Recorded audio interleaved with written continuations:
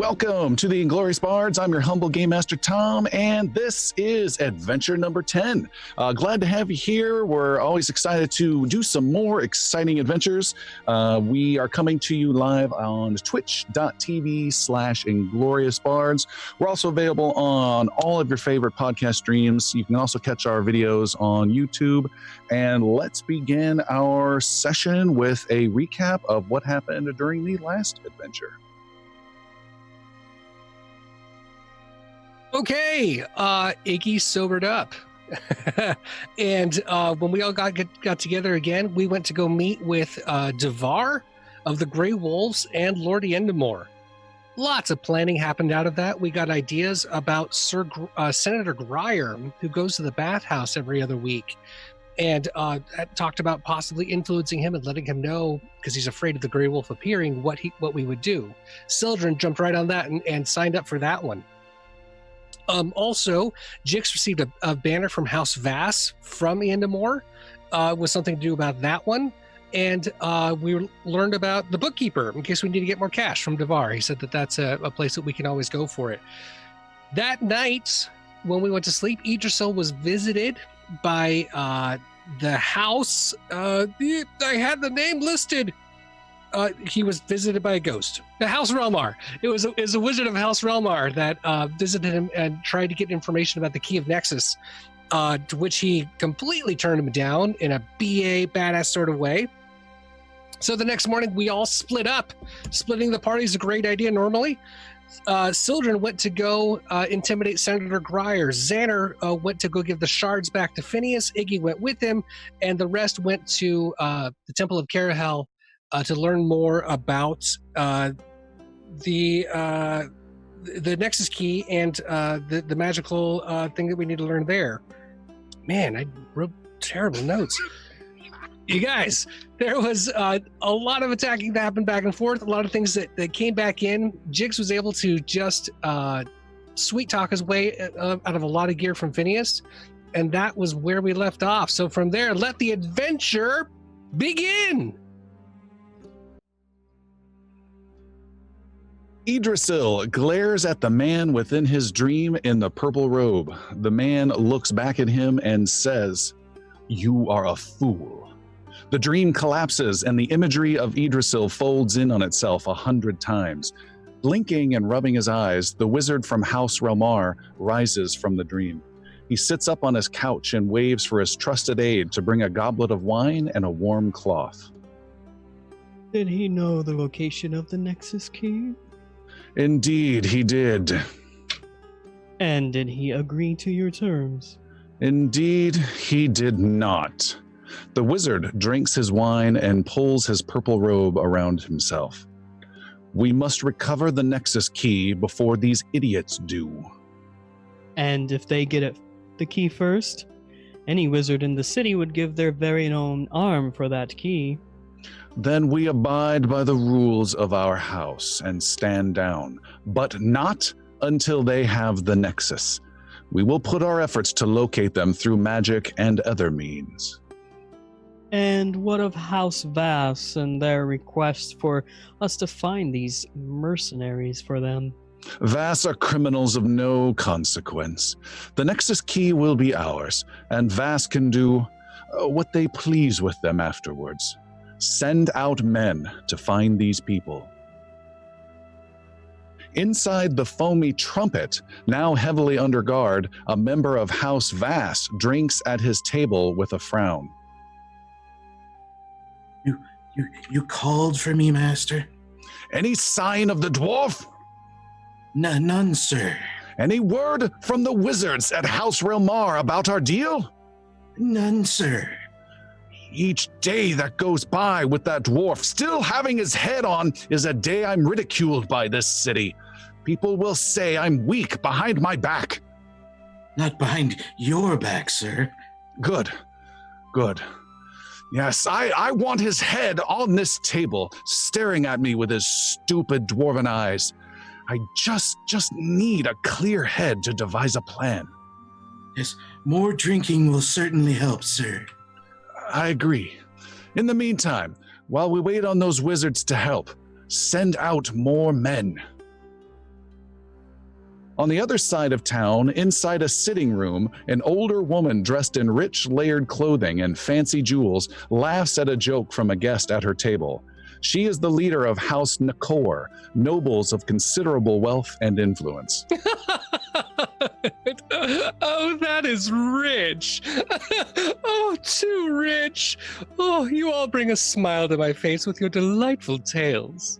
The door to the sitting room swings wide open and an armed man with silver braided hair storms in. Several of the guests look surprised and stop eating the fine food.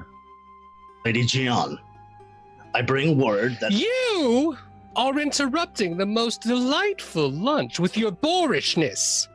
This had better be important for such a disturbance. I'm sorry, he's young. My apologies to all present. Lady Gian, I bring word that an agent of our house has located some odd creatures inhabiting a warehouse. He sent me to inform you that he suspects foul play against house business. And why is news of a warehouse so urgent right now? Right in the middle of our delightful gathering. This business is in Longpier, my lady.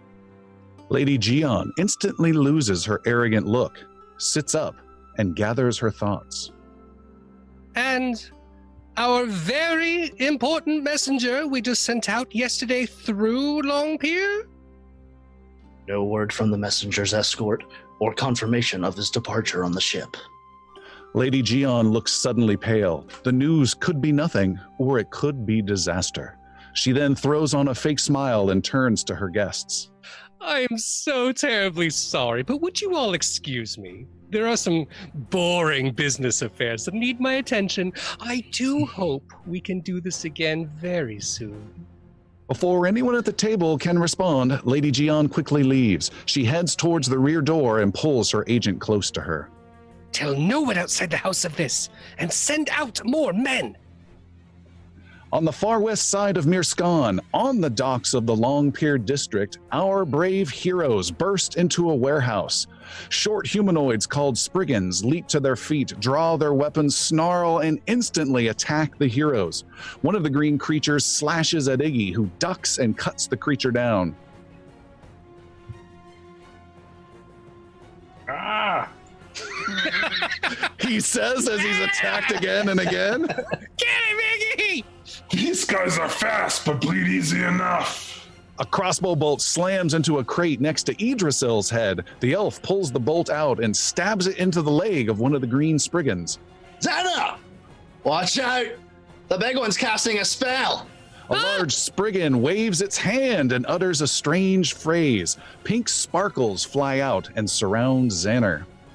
Ooh, look at all the pretty sparkles. They taste like pink.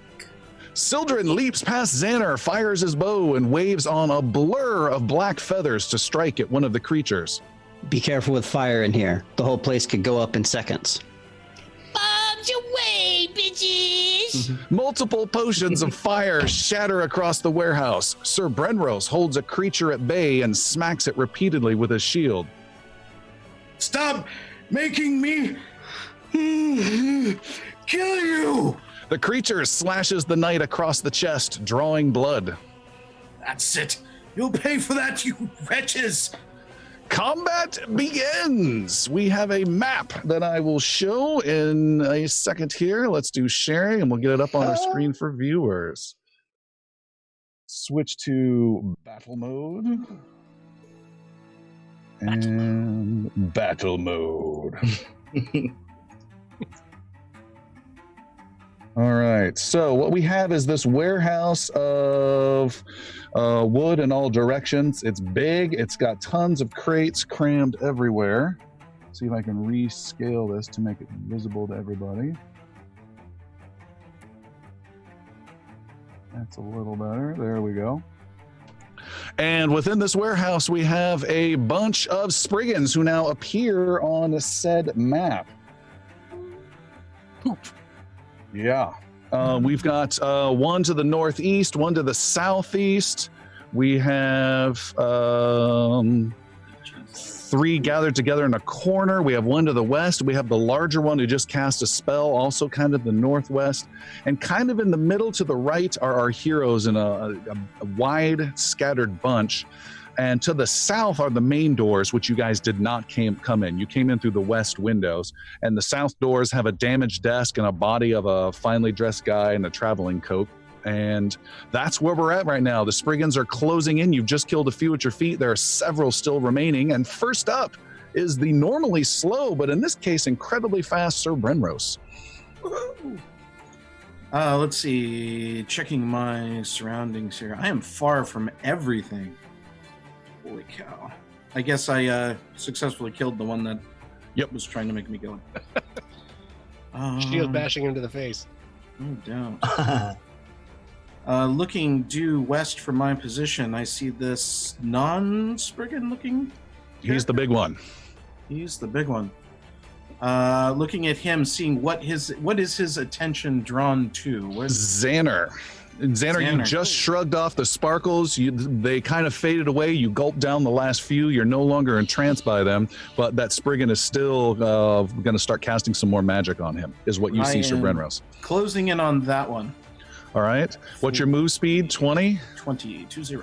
You can not quite get there. You can get to there. You're about maybe 8 to 10 feet away with 2 actions. You have 1 action left. Do you want to use that to close in or do something else with your last action?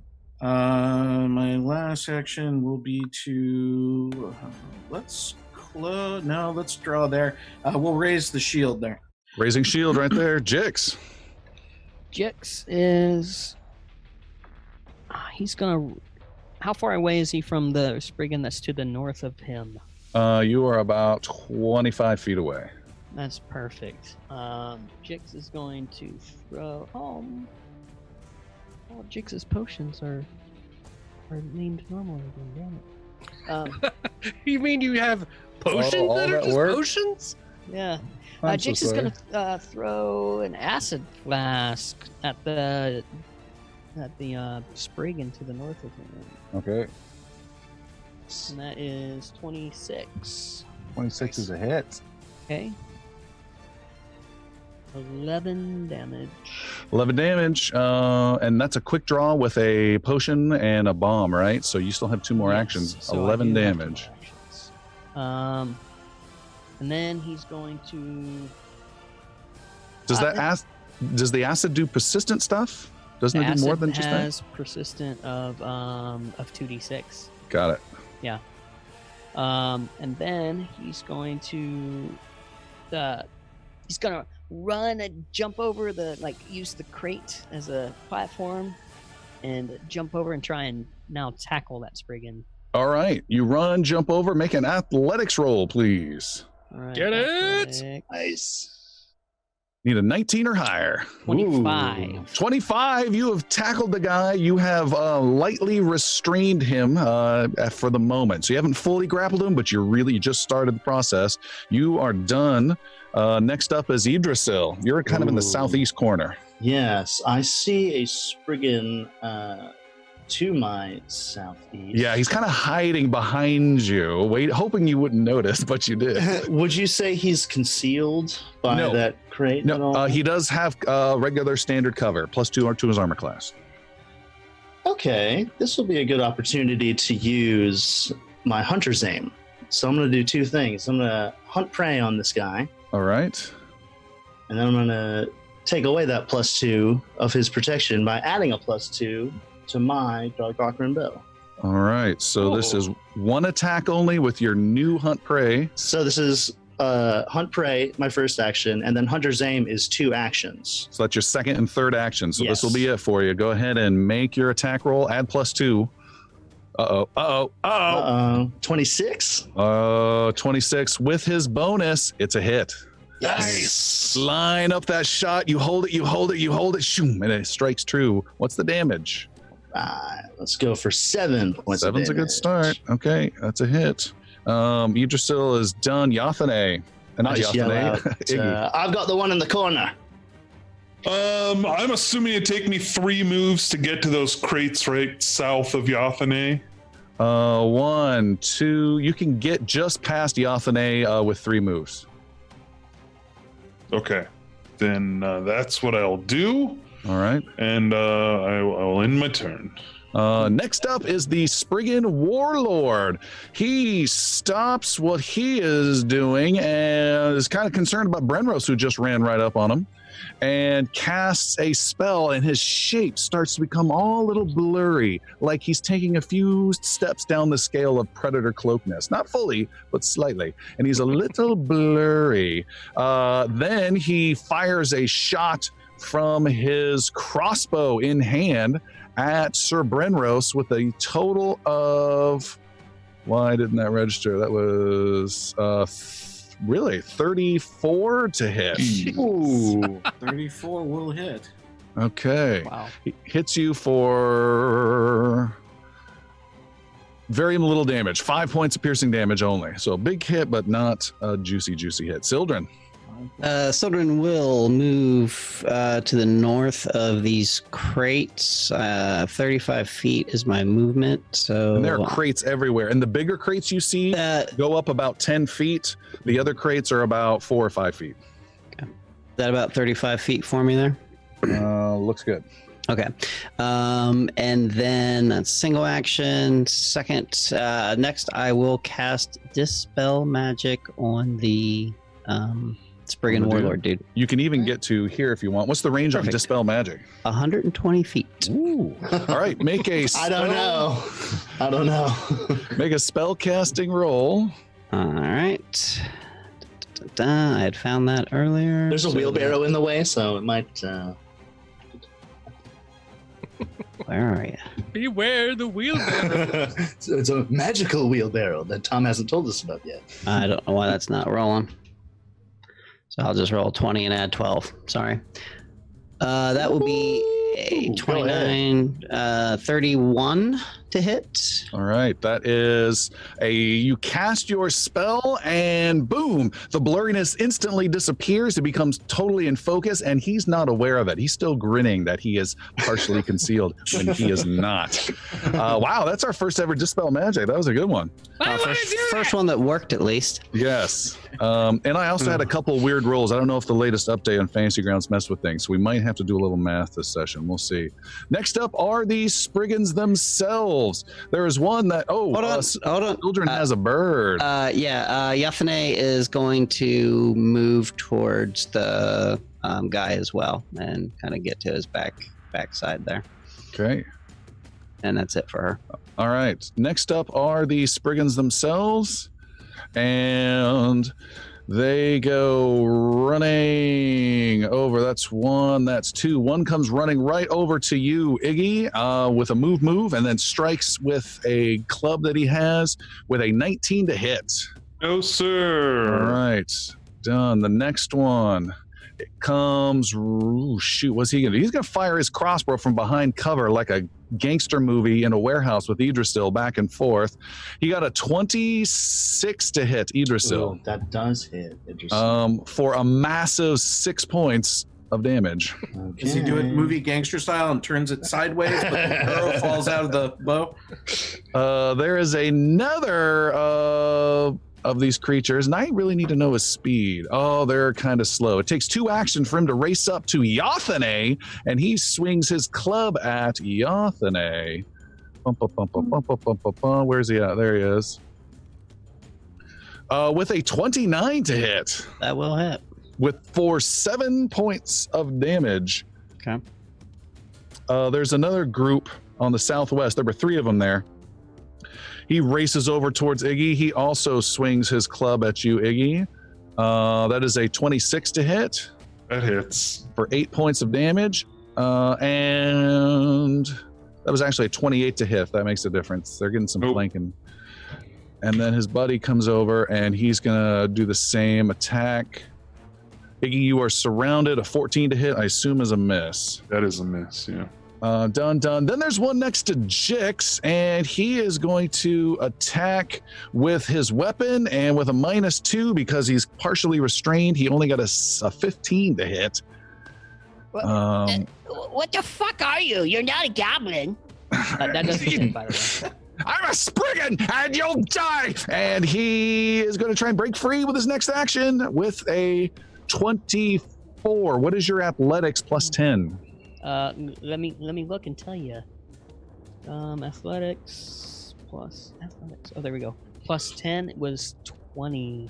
20. He breaks free and is standing up with his last action. You are still prone, Jix. Okay. Done. And one thing I didn't mention. And Jix, you need to roll 2d6 points of persistent damage. You're hugging this guy who's burning, so he needs to take 2d6 points of damage.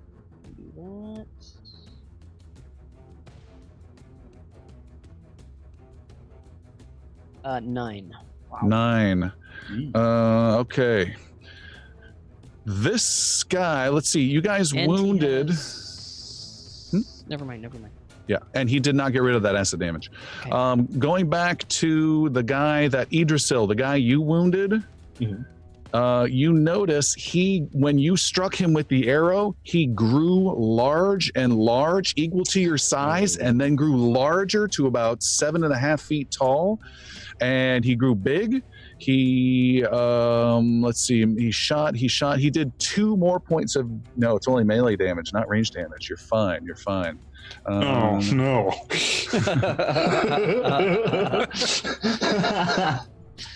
All right. That's good to know. And let me mark him. Where was this guy? He is, I'm gonna change the wording to engorged. I like that better. And then there was the guy who was with you, Jix. You also hurt him. He did not hit you at all, did he? No. So I'm gonna say he didn't even break free. He just grew free of your strike. He swung at you multiple times, didn't connect, and then he instantly shrunk back down to normal small size. Holy shit! What potion was that? I'm an alchemist myself. I could maybe use something like that. Xander, go. Okay. So they grow. He hasn't seen that yet. He doesn't know. Xander is going to throw an acid arrow at the wiggly guy that's no longer wiggly. The one who hit it with pink. That is the big leader guy. Let's get him. My rolls are all gone. Where did my rolls go? Uh-oh. Hold, please. It's all right. We had new character sheets coming through. So I'm gonna do. I'm gonna do this. I'm gonna toss a 20. Yeah. 20 and add your new spell attack modifier. That worked. It's gonna be 28. 28 is a hit. Yes, 28. Oh, you're good. And the damage. To let everybody know, this is my new signature spell as well. We switched out the flaming sphere for the acid arrow. So what level did you cast this at? I cast this at a level 2. Okay. So it's not heightened, so it should still be probably the same. Yep. What's the damage? I don't have the damage. Hang on. Oh, sorry, your spell. I guess I gotta roll it as 8s. There we go. It's 3 8s. Heck. God. Oh! 12 acid damage. 12 acid damage. You hit him with this big globular arrow of acid. It goes flying past Brenrose, who ducks, hits the Spriggan warlord. He goes, "Rah!" And he's confused why he wasn't blurred and caught. He then grows in size to a large guy and heals all of that damage away as he grows. What? It's rude. Does he still get the persistent damage, or does that no longer count either?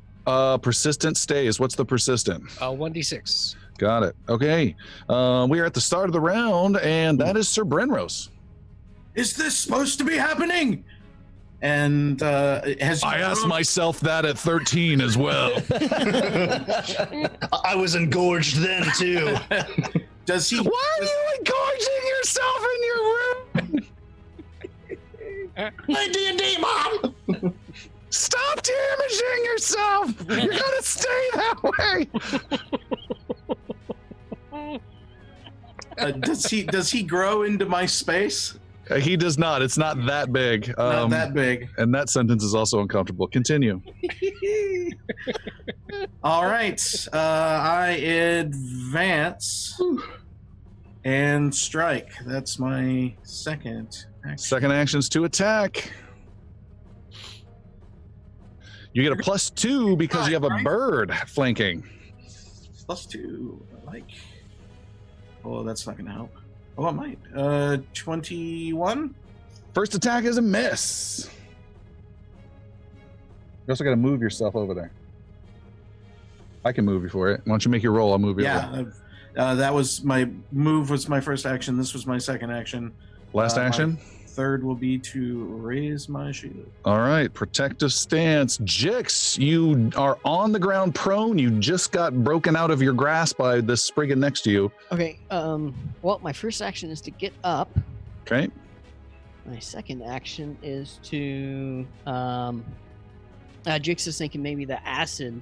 By the way, I found the names of the flasks. He's thinking the heartburn Betty might have done something to like make him grow up like this and then shrink back down. So instead, he pulls out his sickle for second action.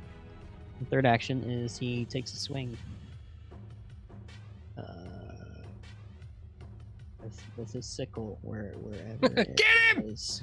Get him! Not there. Swing the sickle! It's It's in your hand! That one! It's missing. Is I this don't know what building? my sickle. Is this building over the water in a pier situation? Like underneath us is water, or is it? No, there's a stone dock to the north of this that goes about 40 feet. And then that's where the ocean appears. Jix, you're having some sickle-related issues? Yeah. Oh, hold Where- on. It's like Usually happens at your age. it's all empty. Like so, I don't know what I roll for it. It's no longer engorged! Okay, I got you. Let's do it real fast. We've got... But it's only been one round. Yeah, but I roll initiative first. Oops, that's not what I want. I don't Let's do always that. roll initiative so soon. Oh, is this sickle? No. I'm trying to just see if it'll work. It is being weird. Technical issues are the best. Items. Type in the word sickle. See if I can drag it into here. I have added something to here. I saw movement. No, you're what? Things are you deleting? What's happening? Nope. I'm just changing the mode. Oh yeah, don't change the mode. It's not letting me drag that on there, and I don't know why. All right, just roll your normal ranged attack like you have a sling, right? I do have a sling. Do a sling with one less off of the chance to hit. Okay, that's 20 then. 20. All of that for a hit. Yay! Do you remember what I think it does a D6? Is it a magic sickle? No, it's not Okay. magic. It's a D6 D6. sounds right. It's rusty. It's a rusty Let's go sickle. with that. Rusty Just make a note. We'll put that in next time. spreads tetanus. And that's two damage. All right. Glad we went through all of that. Done. Jix, Idrisil. Okay. I'm going You're kind to of shooting back and forth with this guy recently, Yes, but you also see Iggy is surrounded. I do. I'm good. I'm good. yeah. So before Idrisil can even ask, Iggy sees that Idrisil's looking and just says that. So I'm going to take a 100 shot at my prey here. That's Okay. double shots. That is a 25 for the first. Hit. Ooh, and a 27 for the second. Hit. Nice. Excellent. All right, 15 points of damage and then 9 points of damage. 24 in total. He is bleeding badly, still alive, but just blood pouring out of these arrows. You still have 2 actions left. How close is he to me? He is Just about 35 feet. Just Yep. about 35. Should I close in the distance or? Well, you know what? Let me go ahead and save my. I'll just take a normal shot at him for this next turn. All right. Okay, 28. Wait. That should be attack 26. number 3. That should be attack number 3. Oh, number 3. I'm sorry. Natural 20. Okay, Thank you for glad I saying had that. you re-roll that. Huge fight. Well, I guess I'll take this shot right between the eyes if I have to. Oh, if I must. He's got some hit points left. You might not finish him. You got to roll big damage. Let's see. Oh, do I? This is big dice for your bow, though. That's a critical, though, no? Yeah, so it's a lot of dice. Oh. Yeah. There you go. All that for 12 points of damage. 12 points is not a big roll, Not great. I'm afraid. And It's not He great. just said you to fired the an ground, acid right? arrow. Oh, It does pin him to the ground. Yep. Yes, it it does. pins him. It pins him to the crate he's next to. He puts his hand up and says, "You'll never," and you staple his hand to the crate. You still have one action left. I do have one more action. This is the ranger at his peak. Just peppery. It's light damage, but it's just constant. An enemy cannot fire his weapon if you disable his hand.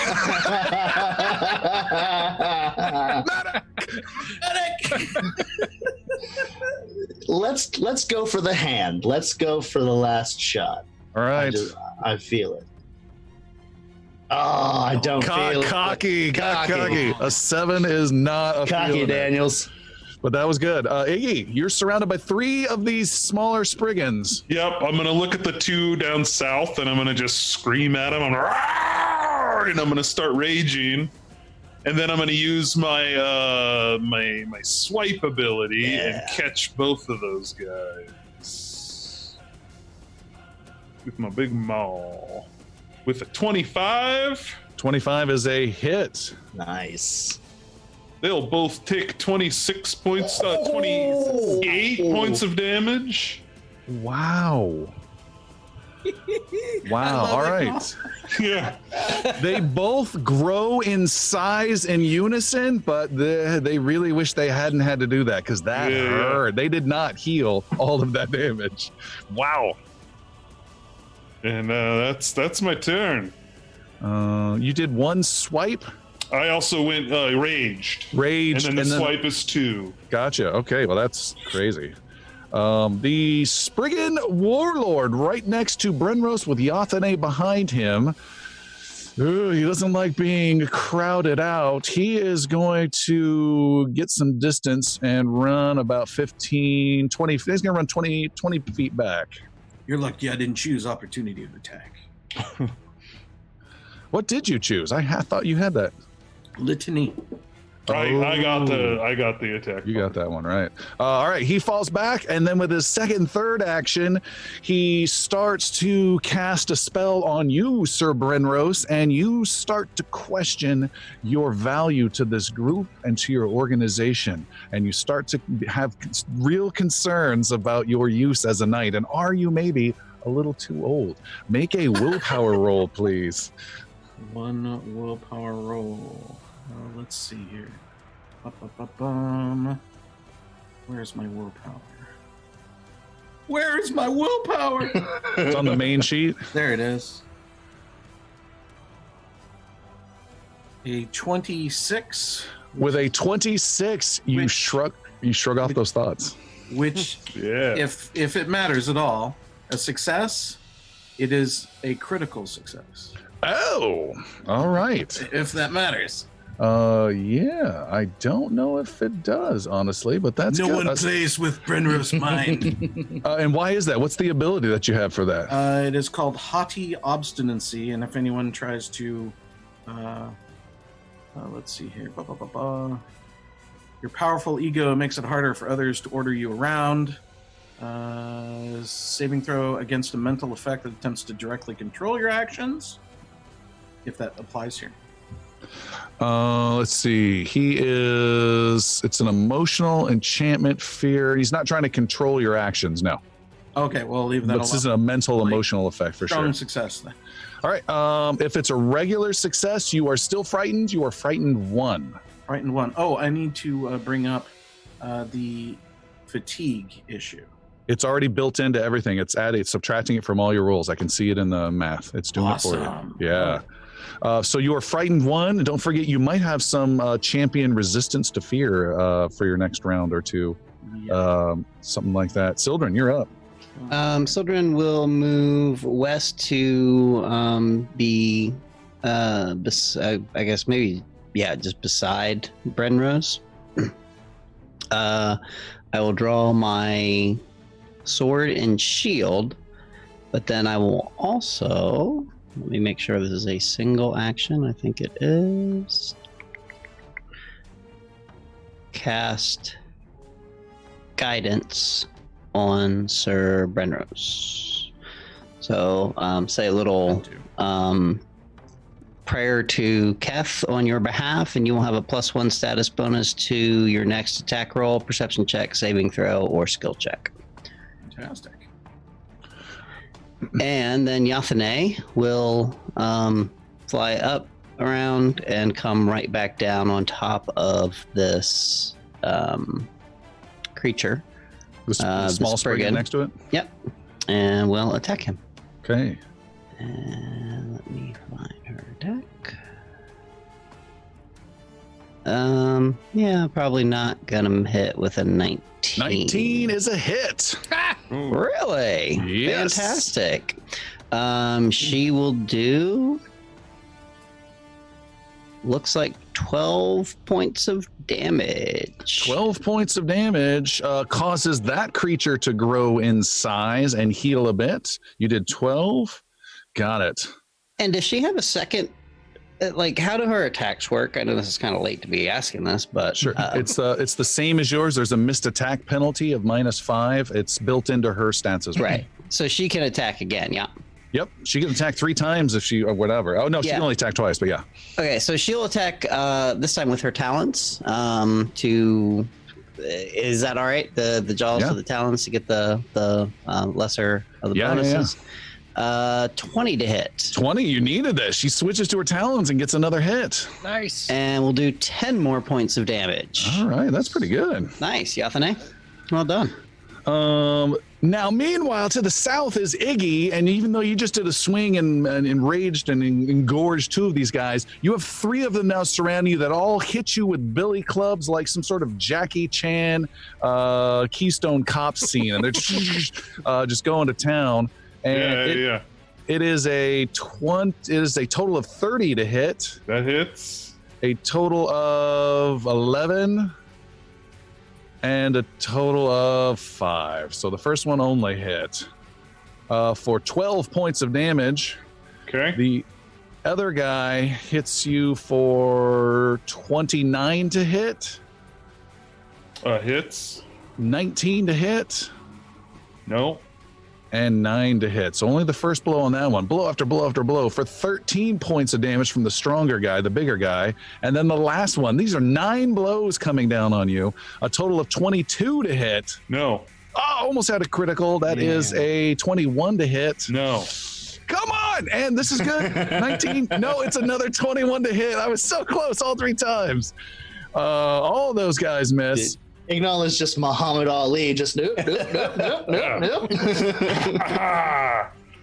Better luck next time.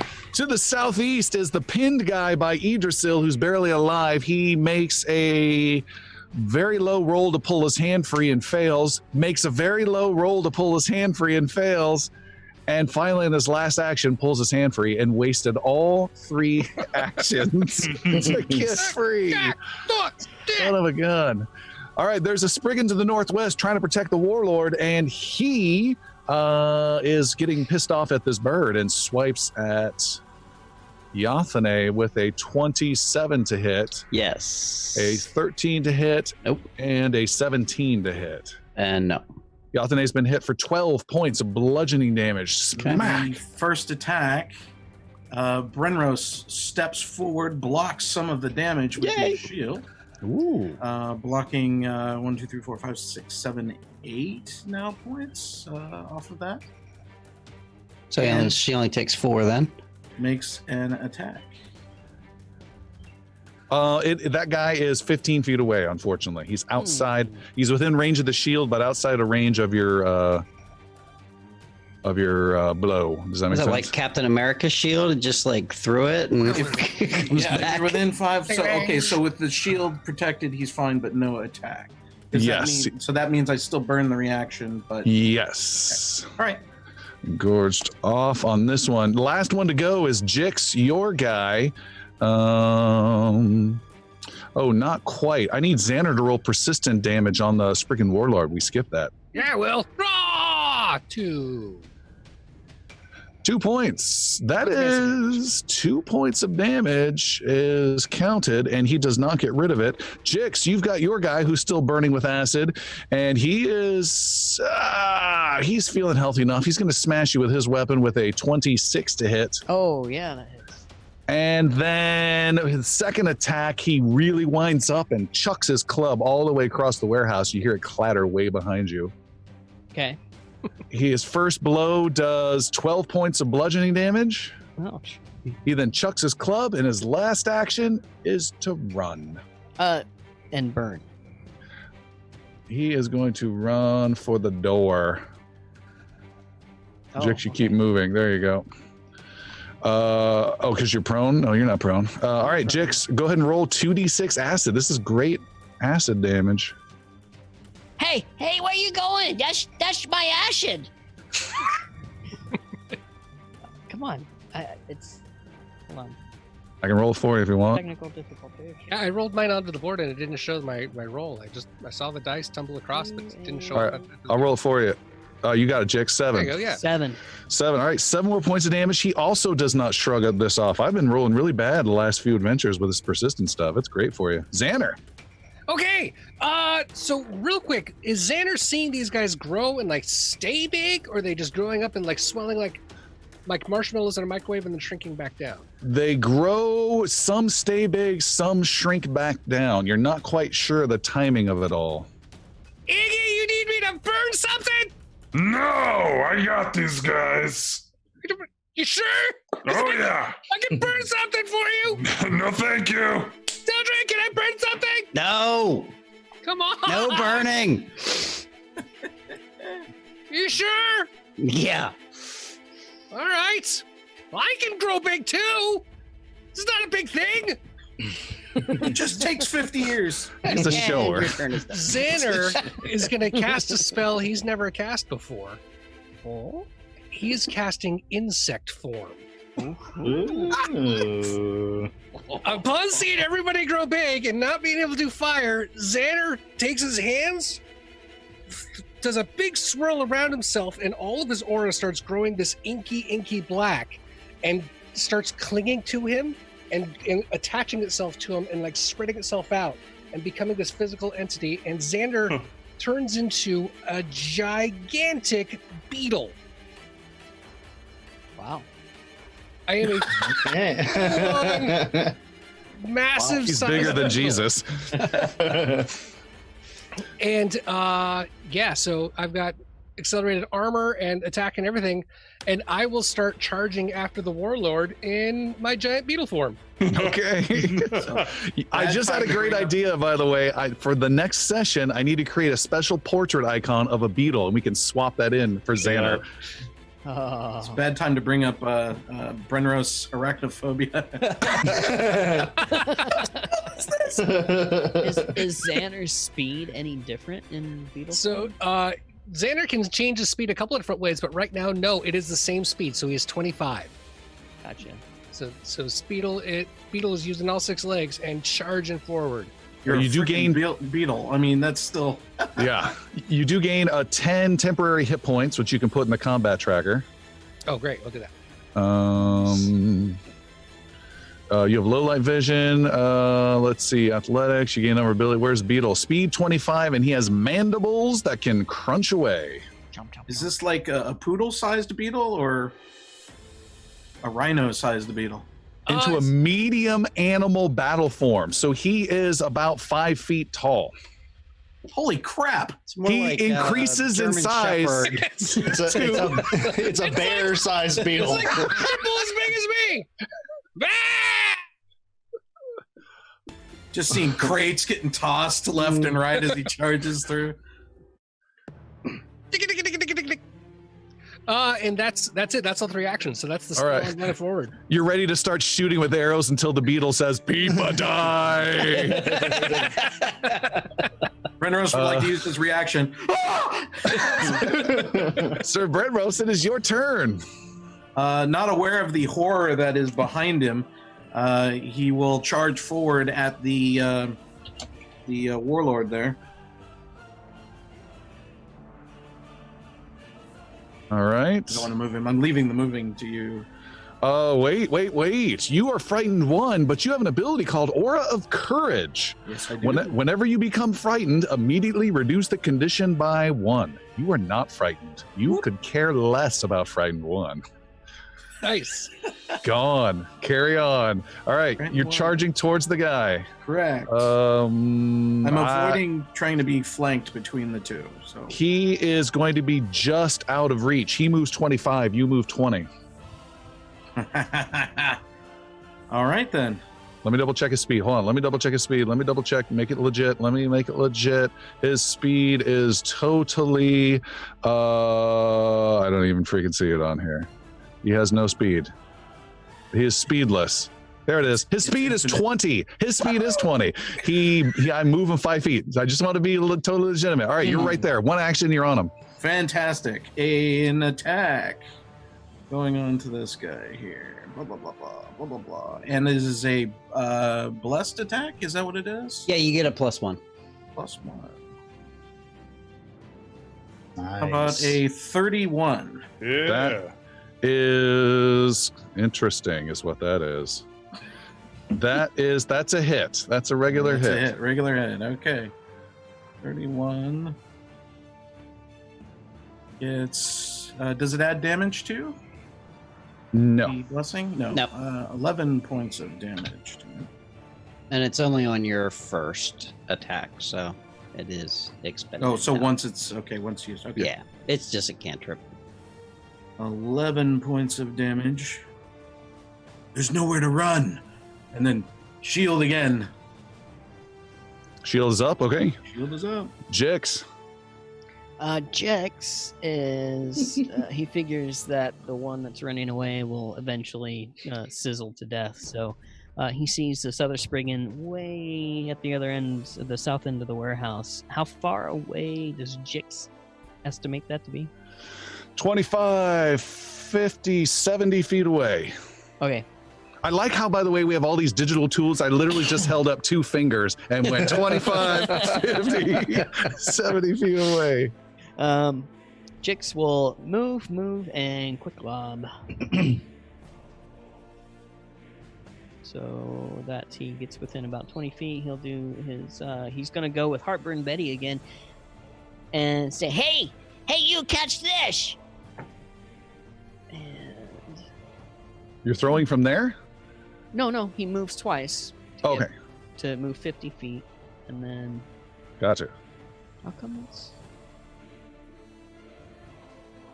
there we go. 22. Not a great throw, but this guy ain't paying attention. You smash him with a flask.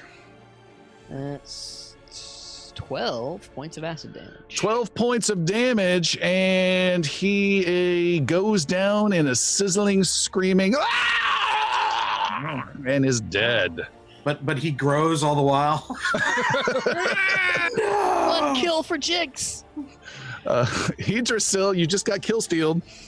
I did, but I'm noticing that there's a guy not quite out the door yet. He is right about to be.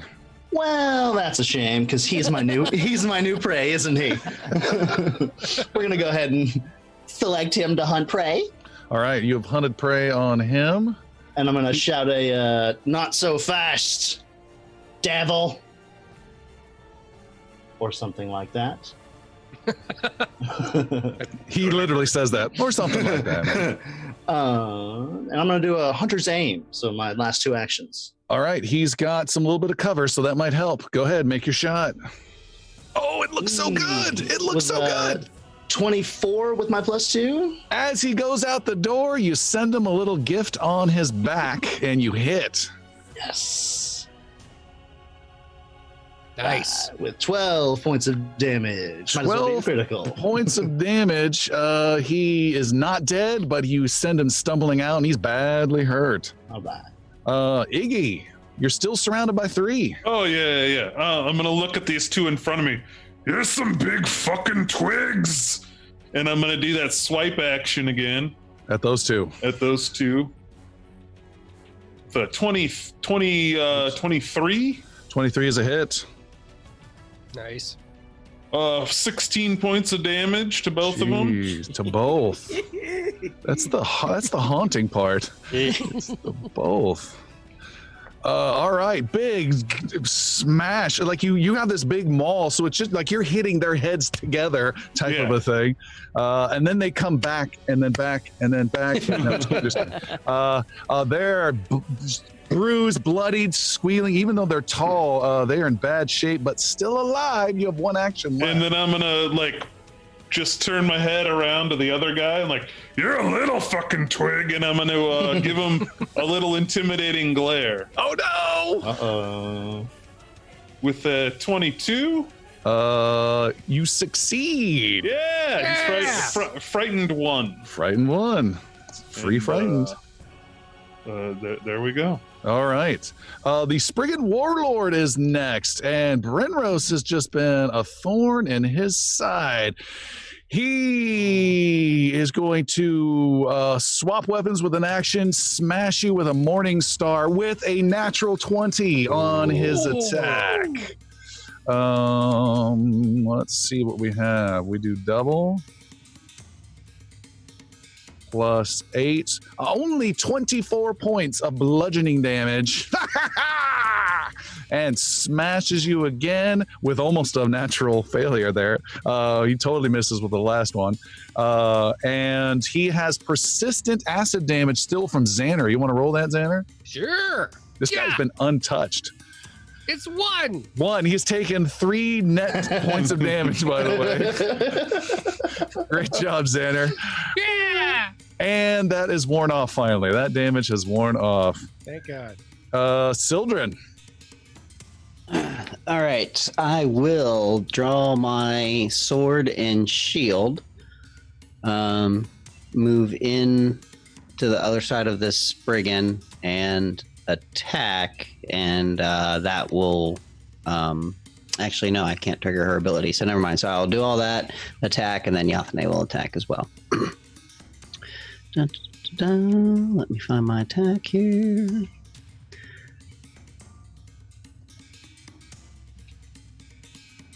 And that will be a crummy 16 to hit. That's a miss. I assume that's a miss. And Yathane is up, and she will swoop in and attack with her talon. Not her talon, but her jaw. I should probably roll to see if I hit first. Which I don't. I assume at 16. No good. And Isn't he talon flanked? attack. Oh, yeah. Flanked, still no good. Close. Yeah. Close. Nope. Misses again. Swipes and misses. I've been completely Iggy. ineffectual this round. The healthier Spriggan you just intimidated, he says, I'm out of here. Good luck. And he runs for the door. Not before I get an attack of opportunity. Ooh, the new attack of opportunity. Free attack. 27. You have connected. 24 points of damage. 24, just because he moved. He goes, oh no, I'm growing. And he grows in size, but he takes a lot of damage. Good luck getting through the door now, stupid. Let me mark that. All right. He then, instead of racing out the door, has to burn an action to force himself through the door. And on his third action, he just gets just outside.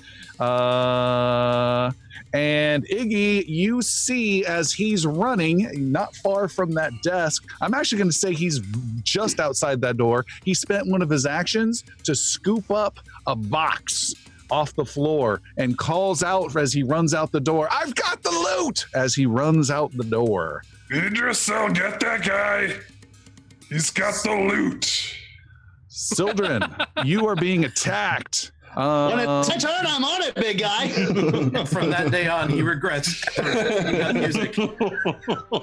Sildren, you have a 19 to hit you with a club, a Nope. 10 to hit you, and Nope. an 8 to hit you. Swinging wildly. This guy cannot connect. Iggy, you've got 2 badly wounded guys. They are going to take you down with a... He wants to flank, but he just saw you opportunity attack. He doesn't know that it's down, and so he doesn't move. Yeah. So he stays put, doesn't flank you. He got a 19 to hit. Nope. Not enough. Then a 19 to hit. And no, the other guy strikes as well. 14. These are not good. 12. And oh my God, a natural 1 and kills his buddy next to him. Oh. You just stole that kill from me. That wasn't very nice. You're gonna pay for that.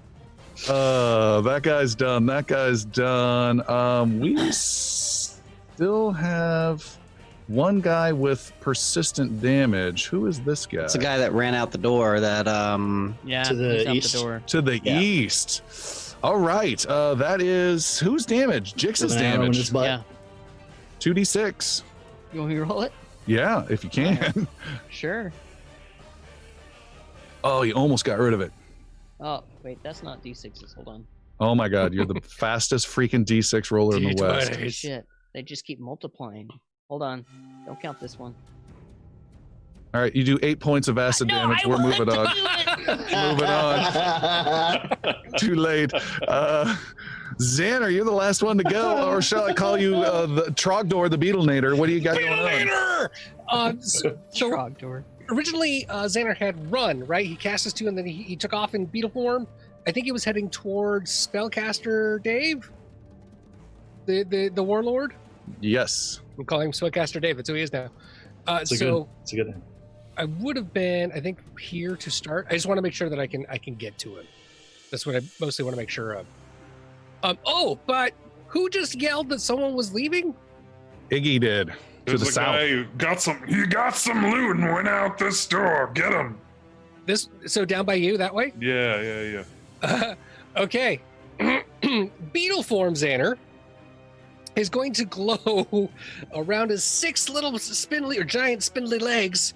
He's going to glow this extra green, like there's a whole bunch of kind of like a bluish yellow wind that's pushing out from under him, and will go wicked fast as he takes a 1-speed sprint and starts charging after him after that. So I added fleet feet. Plus 30-foot movement, so you're at 55 movement. Wow. You were up here, so it's a little slow this first round, but you're going to be super freaking fast on the next round with 3 actions at, what is that, 55 feet. That's Yeah. great. So with the first movement, starts immediately charging at the door, giant beetle style. Got it. Glad I'm not seeing this. Sir Brenros, you're up. Renros is wow. This guy's still in front of me. Slashing out at this guy. Making the attack. A 29. On the big guy is a hit. Big guy.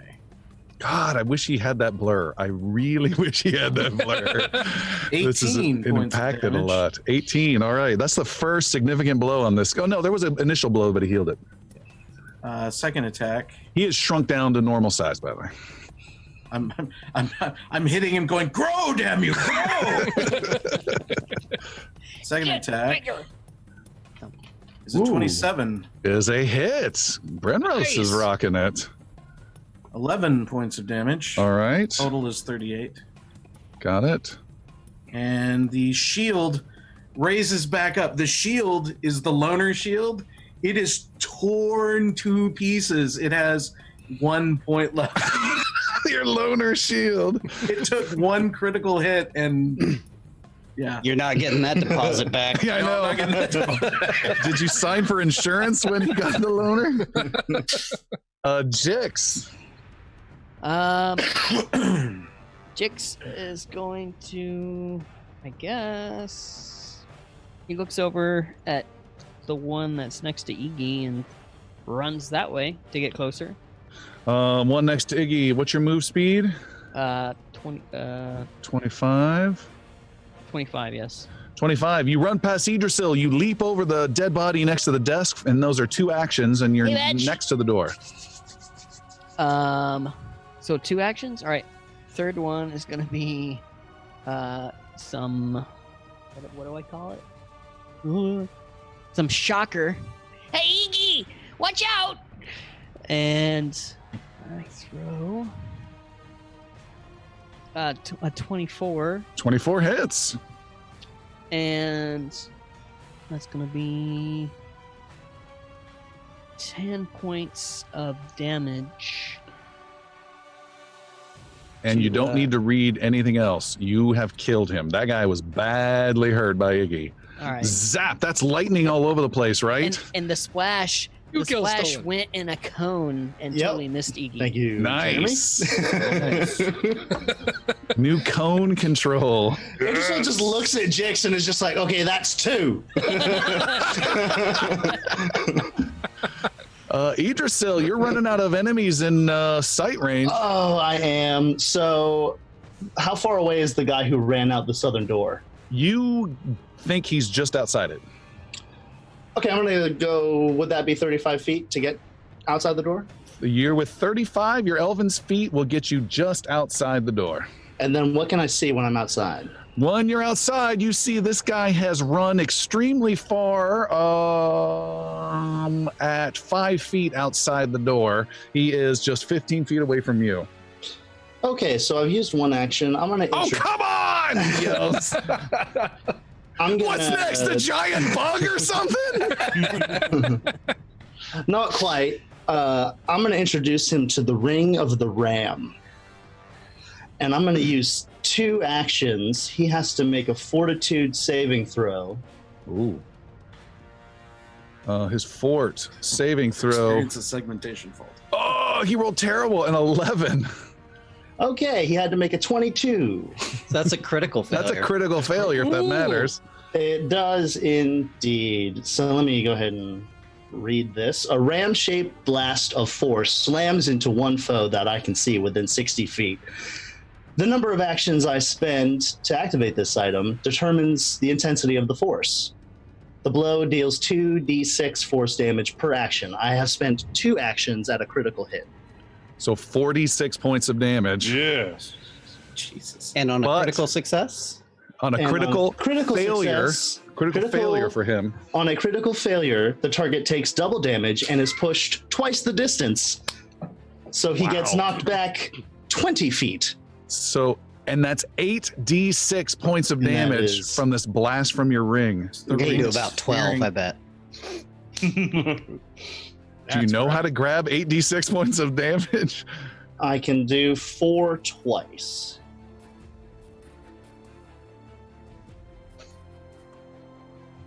$14 plus 50. 29 points of damage. You And he gets blast, knocked 20 you blast feet. that guy against the edge of the wall just outside the warehouse, and you hear a satisfying crack as his back breaks and he dies, dropping the box of loot he was trying to get away with. Brutal. Iggy. Well, seeing how everybody's taken care of down here, I will race up. I'll race up 75 feet towards the action in the northwest. All right, let me get your movement there. 75 feet. That is 25. That is 50. 75 will get you just south of the little Spriggan next to Sildren. Or you can go to the big guy. Oh, no. Okay, so what I'll do is I'll move once, and then I will do a sudden charge. A sudden charge. And all right. Sudden charge the little guy. I'll get that guy. He's already surrounded and looks out of the corner of his eyes and sees a raging dwarf. Oh. That's a natural one. And he does a little bull maneuver and just set chase to the left. I will burn my hero points to It's reroll. 2 hero points to do that. you sure, Sildren, man? Sildren thanks you. Yes, I do. I'll freaking kill Yathane. I know Tom. He'll do. Yathane's been dead once. He's fine. An 18. 3. Jeez, that was not destined to happen. Is that with flanking? I don't think I'm flanking. No, he isn't flanking. He's close. He has to have Okay. someone on the other side. All right, the Warlord, Spriggan Warlord, he is still hanging in there. He's confident. He's been rolling pretty well, too. He's going to smash at Sir Brenros and take down this shield with a 29 to hit. That will hit. And I'm just going to roll it ahead of time. His second attack is a natural 20, critical success after the shield is down. And then a 16 to hit miss. So a regular hit plus 4. He does 17 points of bludgeoning damage on the regular hit. All right. And then once your shield is just getting hammered, I don't know if it's still in place, but I think it is. Then he does 30 points of damage with a brutal blow. Okay, so the shield is destroyed, but it still does its bit. So I'm taking 24. All right, and then Sildren, you're up. So Sildren's like has a sword and shield out, and he's like getting ready to strike, and then he sees what happens to Sir Brenrose. So instead, he will turn and cast his third level heal spell. So you smell the signature Spring Breeze, and you will be healed for. He casts Febreze. I hear the obligatory. Yep. Ode to Sildren. 10, 11 plus 24, so 35 points of damage that you're healed. Wow. Damn. Holy crap. He does some I heals. love this breeze. Yes. Thank you. Power of Febreze. That's 2 actions. My third action will be to actually go ahead and attack this guy. All right. That's with my sword. And I am absolutely going to miss with a 19 with flanking. Hits. Really? Nice. And that will be 7 points of damage. All right. And then Yathane will make her attacks as well. 32 to hit. Is a critical hit from Yathane's bite. Critical hit will do a total of 25 points of damage. Can you describe how Yathane takes down the small Spriggan? Because I want to know. Absolutely, I would love to. She, the Spriggan's occupied with me, and she just like lands on this thing's head, basically sticks her face down in his and just starts pecking the shit out of his eyes, just bringing him down, just and screaming horror as she plucks his eyes from his living body, and ends him. And crawls in and then back out his mouth. Yeah. Okay. And then she's just sitting there like on top of his body, just flips it up and gulps one of them down. God dang. All right, are you done with that carnage? Yep. I am done here. All right. Oh, that guy's done. Beetlenator, it is your turn. So with hyper blue feet and just kind of like rapid firing as he's going out, I see the lightning bolt in front of me, and then Idrisil jumps out in front and points his fist like a Power Ranger, I'm guessing, or like summoning Captain America. Oh, yeah. Yeah, Captain Planet. Blah! It knocks him down. So instead of running out the door, Beetlenator's immediately going to turn and follow Iggy, and just again, and just kind of like spin for a little bit, like just a little half pivot, and just U-turn, and go straight up with him. You could probably make it to Tabin Ray and back. Jesus. You can get to that, race all the way across the warehouse to the last Spriggan Warlord with one action. You have 2 actions remaining. Spriggan Beetle, get it. Spriggan Beetle runs right up and will just. And not only that, but he has to crawl quickly over Iggy and Sildred with these creepy, spindly, tall legs. And I will just up and down, up and down, up and down, and then get right to him, and then I'll just bite right on him With your pincers. with my pincers That's a good hit. for Wow. a lot. I think that is. Let me just confirm here real quick. I think it's plus 13 for you. I think it is Wow. So that's Golly. 20. That's 32 is a regular hit. Still a hit. plus the modifier. And you do 2d10 points of damage with those nasty mandibles. I'm there a gonna do it. Is there a flanking bonus in there somewhere? Not yet. He's got to get to the other side. Couldn't quite Yeah, reach it. for 19 damage. Nope, wrong. That for 11 damage. Okay. 11. Okay, you have 1 action left. Do it again. Good luck. You're Bye, minus, bye, bye. so make your roll. You're plus 8 only on this roll. You don't Yeah. make melee attacks often. I know this is weird. It's 11. Ha! Xander is done. Brenrose, you're right next to this giant beetle that is reared up next to you. It's maybe it came out of one of these crates or something. You're not sure. It's all I want to know is he rideable? I don't know about that, but he is mountable. Mountable It still has Xander's face. doesn't help. Mandibles. I bit it. I'm not sleeping tonight.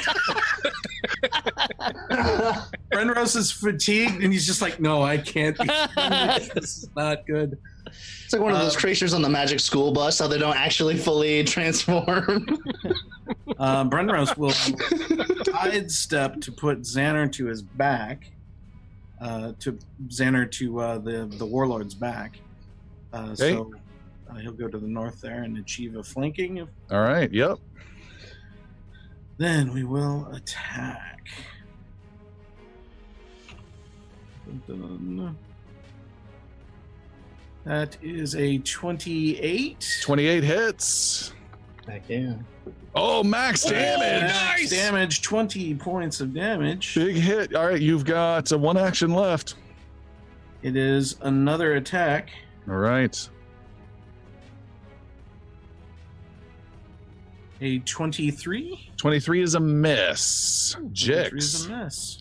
So, you gotta understand what's going through Jix's mind right now. He started, ran over, did like this leaping, acid throw, then sickle, then came over here and took out another guy, then went over there and took out another guy. So he sees this warlord left and he's like, "Hey, I'm coming, guys!" And he does probably gonna take 2 moves to get within bombing range, I'm assuming. You're gonna Yes. steal another kill. Oh my god. He doesn't care who he has to ask to Yeah. damage to do it. So he Turning into does a- Xander. He does 2 moves and then whips out another shocker and tosses it at the warlord. Ooh, 15. 15's a miss. 15. He's going to use a hero point. All right. He just really wants to steal this go. Nah, I can do better. There we go. There you 29. 29 is a hit. Now he's flanked. Does Jix get the bonus? No, it's melee only. Melee Okay. only. All right. So he hits. So that's going to be 10 points of electricity damage in it, Another and it, damage. and it just goes again, just like kind of right beside Beetle Xander and right beside the other side of Brenrose, and just like focuses right on the warlord. Gotcha. Does it do anything extra than the damage? Hmm. Bottle lightning, I think, makes him flat-footed. It might. Let me look. And then Because wood Idrisil, you're up conducts while he looks that up. Yeah, so first action, I'm just going to go grab the loot You have it. that the guy It's dropped. a small box. You got Okay. it in your hand. I'm also just going to grab part of the spinal column along with that for Jix. You hold it up, and then Arnold Schwarzenegger's covered in mud watching you from behind a tree. What the hell are you doing? It's like a puppet. Look, I can make it talk. He is flat-footed. Get the loot. So I'm gonna put that loot box like on that table, I guess, right in front of me on the inside Okay. of the building, and I'm gonna hunt prey on this guy, and I'm just gonna draw my bow and wave my last action, but I'm gonna yell at him, "Just surrender now, big guy. You don't need to die." All right. His response is. I'm gonna bite him. Jix, what was the ruling on that? Yes, he is flat-footed. Flat-footed, so permanently flat-footed for a round, I believe. Yeah. Permanently for a round. I just said that. All right. Till the start of my next turn. One round.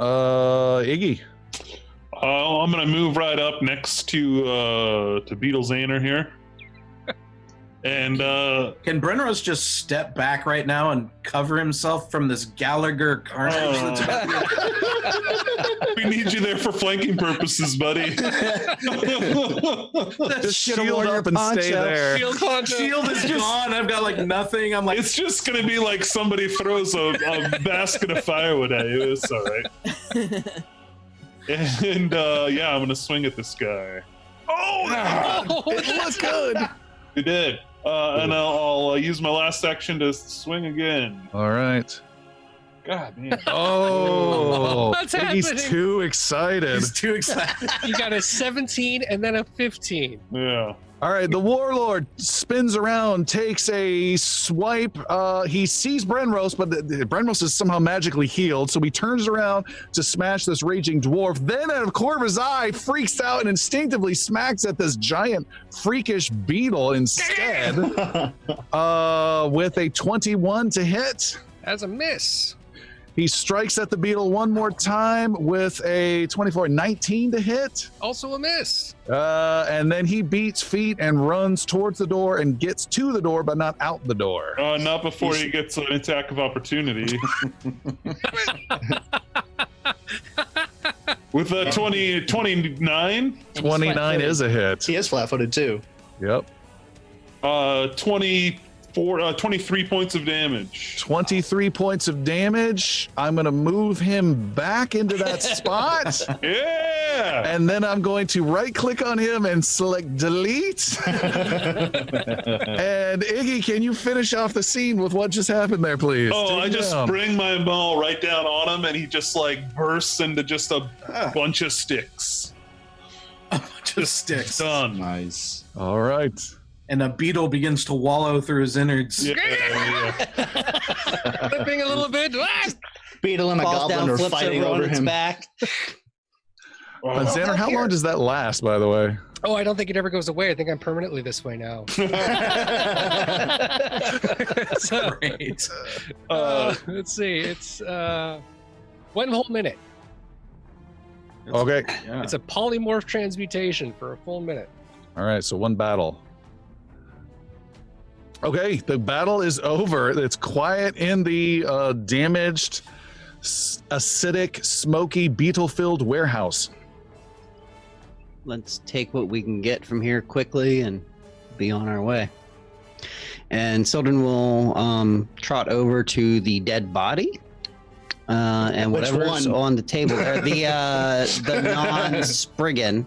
Okay. And as he's passing by Jix, he's going to say they were gnomes once, and then keep on going. What is Jake's just in gives him this the? what the F look. These were gnomes? How did you have it? What's in this loot that I have? Good question. I'll tell you in just a second. Sildren, you were first. You were checking out the guy, and then we'll get to Idrisil. Second ring of the ram. Sildren, you find on the body, this is the dead traveler's body? Yep. Not a Spriggan, right? Okay. Correct. On him, you find two things of interest of the same type. Letters. He has two letters on him, one sealed and one that is open. I thought it was going to be like Sesame Street, like F and G or something. Okay, so one sealed and one open. Yes. I'll glance at the opened one and pocket the sealed one. The open one reads the following, and I'll paste this into your chat window in just a second. It reads, Take this key under the guise of a regular traveler. Bring it to our contact in Azamir. We need the key duplicated in Azamir and both brought back here. Understand the importance of this. If this key falls into the wrong hands, while no one will be able to access our vault, neither shall we. If this key is destroyed, we will lose access to our primary vault for months. If you fail to return in 2 weeks, we will destroy the connection to the key and lose access to our primary vault for months. We are taking your word you can handle this situation, but understand if we lose access to our vault, we will be crippled and would not expect to see your face in Mearson ever again. And it has the stamp of House Nakor upon it. Fancy. Okay. And I'm pasting that into the chat window now for you players to add your notes if you want. Thank you. Oh, the Zoom chat. Fancy. I assume there's no actual key that Sildren sees. No. Hopefully that's that box of loot. Yeah. And anything else of value or interest on this guy? No, not at all. Until, yes, you almost trip. Hidden underneath him that the Spriggans had not spotted was a fancy traveling satchel the guy was carrying. You open it up, and inside is 49 gold, an iron cube that looks interestingly intricate. It's like a big 6-sided die, maybe like a, I don't know, what is that? 4 inches by 4 inches by 4 inches. And a feather that looks reminiscent to some of the magic feathers this group has encountered before. Magic feathers? Chicks doesn't know about that one. Yeah. Don't worry about the magic feathers, chicks. Yeah. Need to know. What are those? Are those Yathanish? Yeah, this is Yathanes, and Sildren will stick one in his hair. Meanwhile, can I have Idrisil, Yes. you found a locked box. It is small, and it is maybe 8 inches, and 8 inches in its longest side. It's made of some nice wood, and it is locked. Sildren will call out that we're looking for a key. According to this. Yeah, Iggy will start looking around to see if there's anything. Would it All be right. on him and kicking out the body of the warlord? You kick out the body of the warlord, you check him out, you don't see anything of value on him, and then you're disgusted as you see this weird giant beetle morph back into Xander a la Willow. Xana, that was amazing. Is that like an allergy or something? I had a weird little bite from a little radioactive bug, and I don't remember what happened. Beetle gnome, beetle gnome.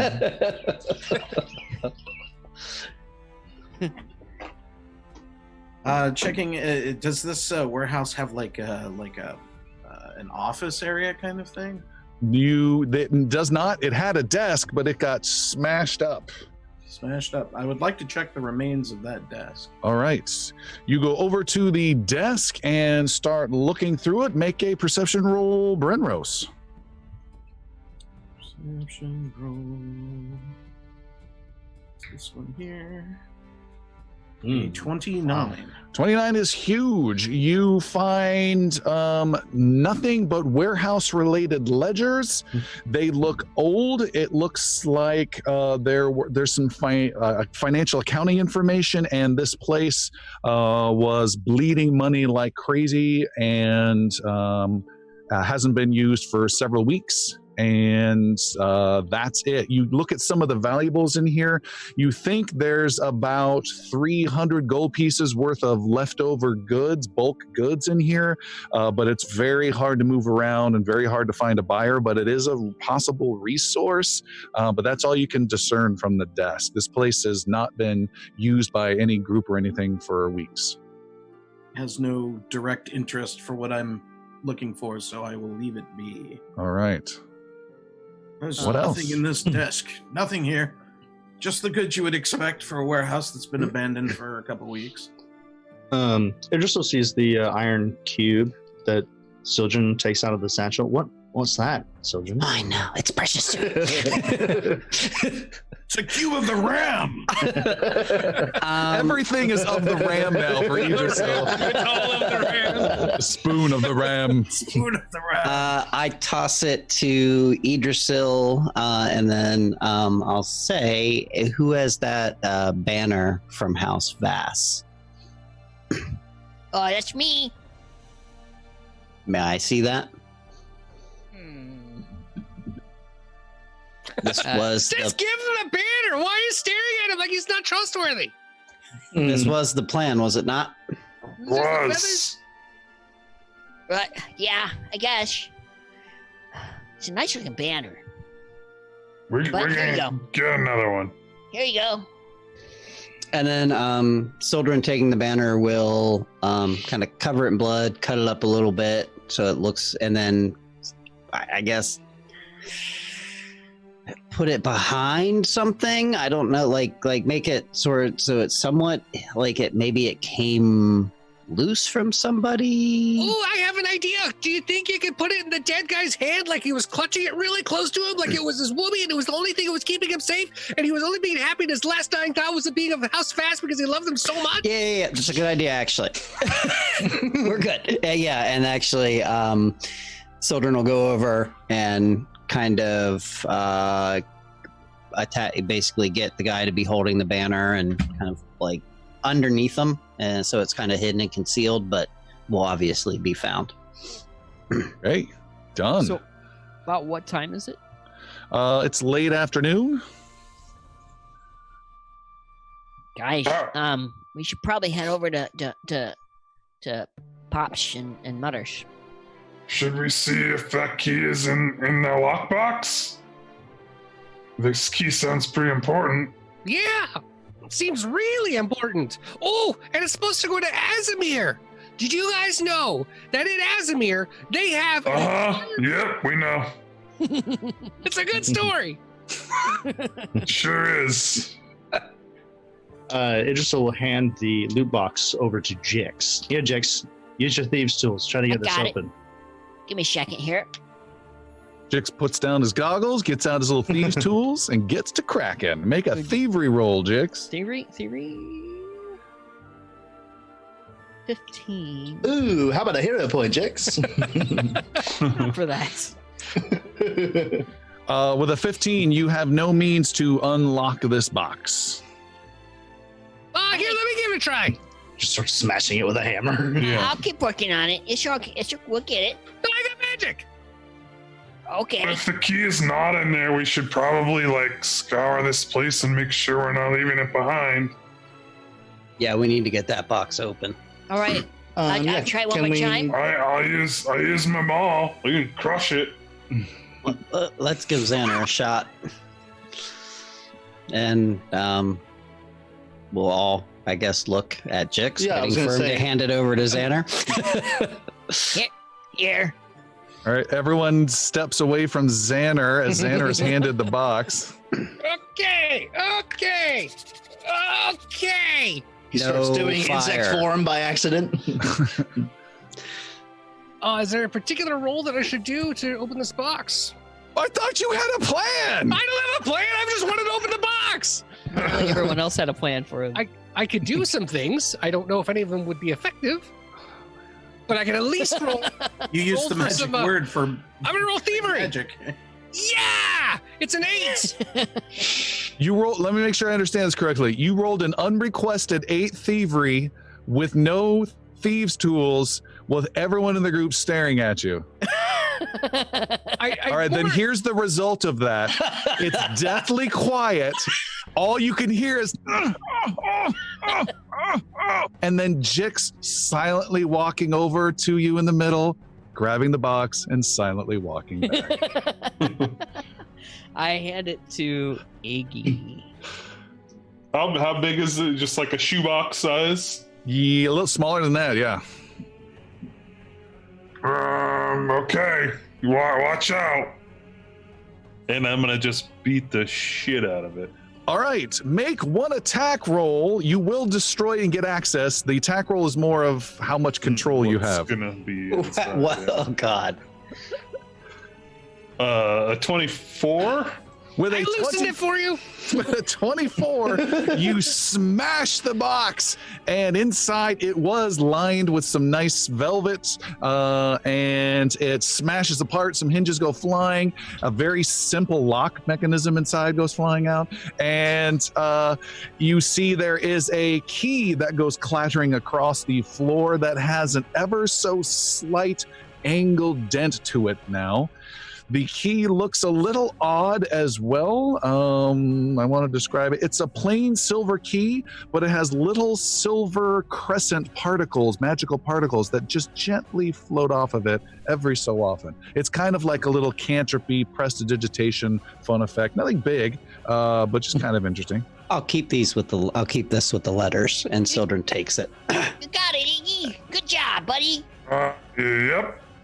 I helped. You did. You did, Xander. Good job. Can I inspect the iron cube further?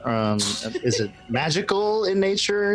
You don't have a means of detecting magic, so you don't know. Well, I guess I mean, did Sildren? I guess he didn't point that out or anything. Yeah. I just looked I'm at just it and gonna you asked start, for like, it, so I'm just gonna mess with it like a Rubik's cube. Just like start trying to. Have you seen the movie Hellraiser? That looks like a thing. Do you need some help with that? I was just detecting magic on the key. It was, Hellraiser it was of the very Ram. shiny. And I Yeah, was yeah. noticing- Here, Xana, go ahead.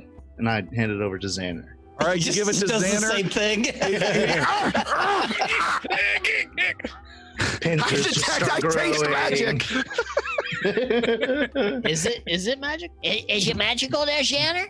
Xander, you move around, you make sure you're clear of everyone and everything, and you place the cube, but he can't just detect an item, you see. He detects things in a 30-foot radius. So he has to step 30 feet off to this side, 30 feet off to you guys are all getting impatient, and finally he points and says, yes.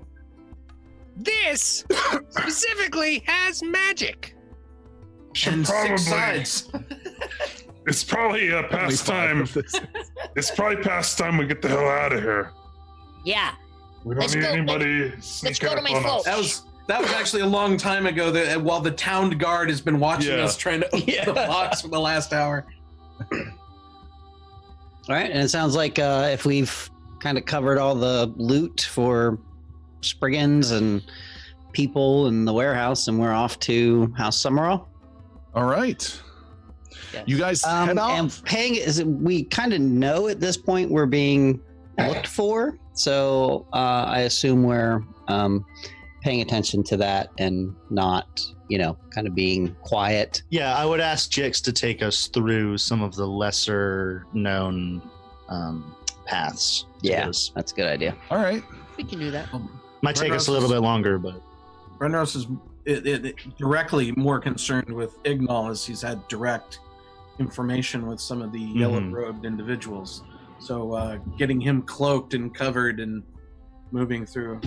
You wear this and putting a robe on you. For you, Sir Brenros. I don't like it though. just for a bit. I'm What they without a say every shield. evening. You have a robe. We're both uncomfortable. All right, you guys head off and you head northwest of the town of Mearson is where Long Pier is. Instead of going up the main route up through along the riverside, there's a small little the city is 3 tiers. You're on a lower strip. There's a major plateau above you, and then at the farthest point is the noble section you haven't been to. What you've done is you've actually gone around. There's a district to the northwest along the coast you guys are in called Long Pier.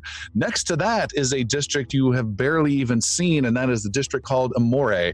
Amore is a kind of the red light district of Mearson.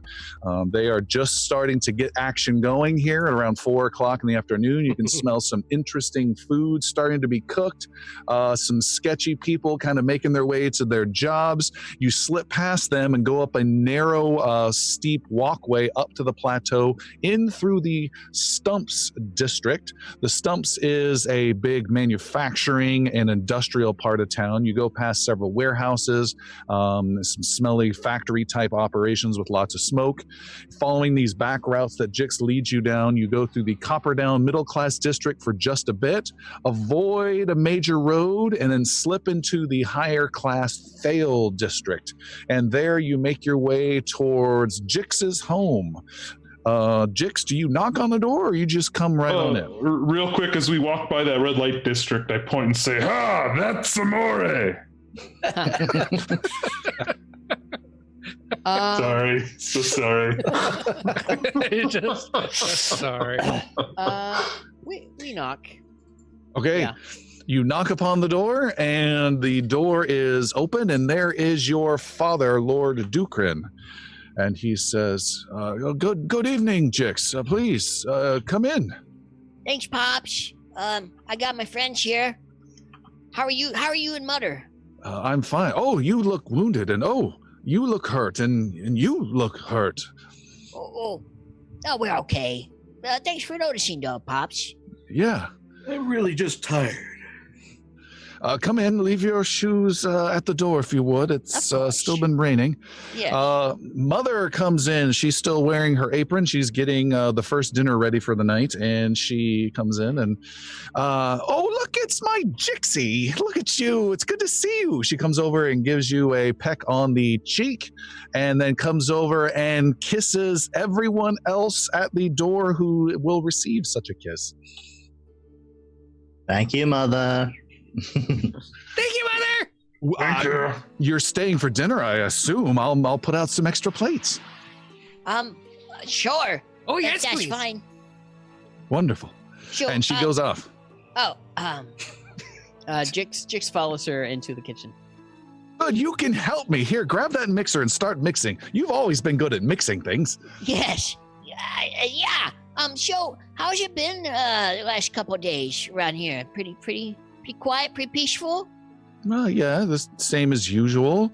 Your father's been playing some games with friends at night. I've been keeping up with my books and some of my needlepoint.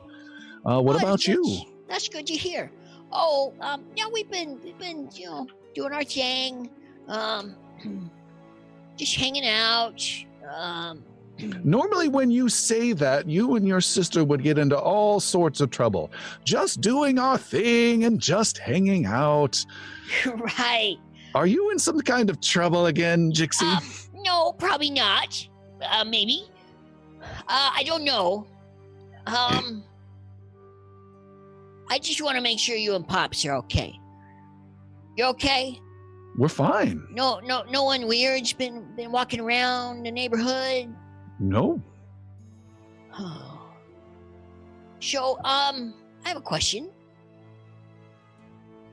You know how, we've always been, good, like, philanthropists and, like we've helped the children and the schools and, we've done all the good things, I was just at an orphanage this month helping out. Yes.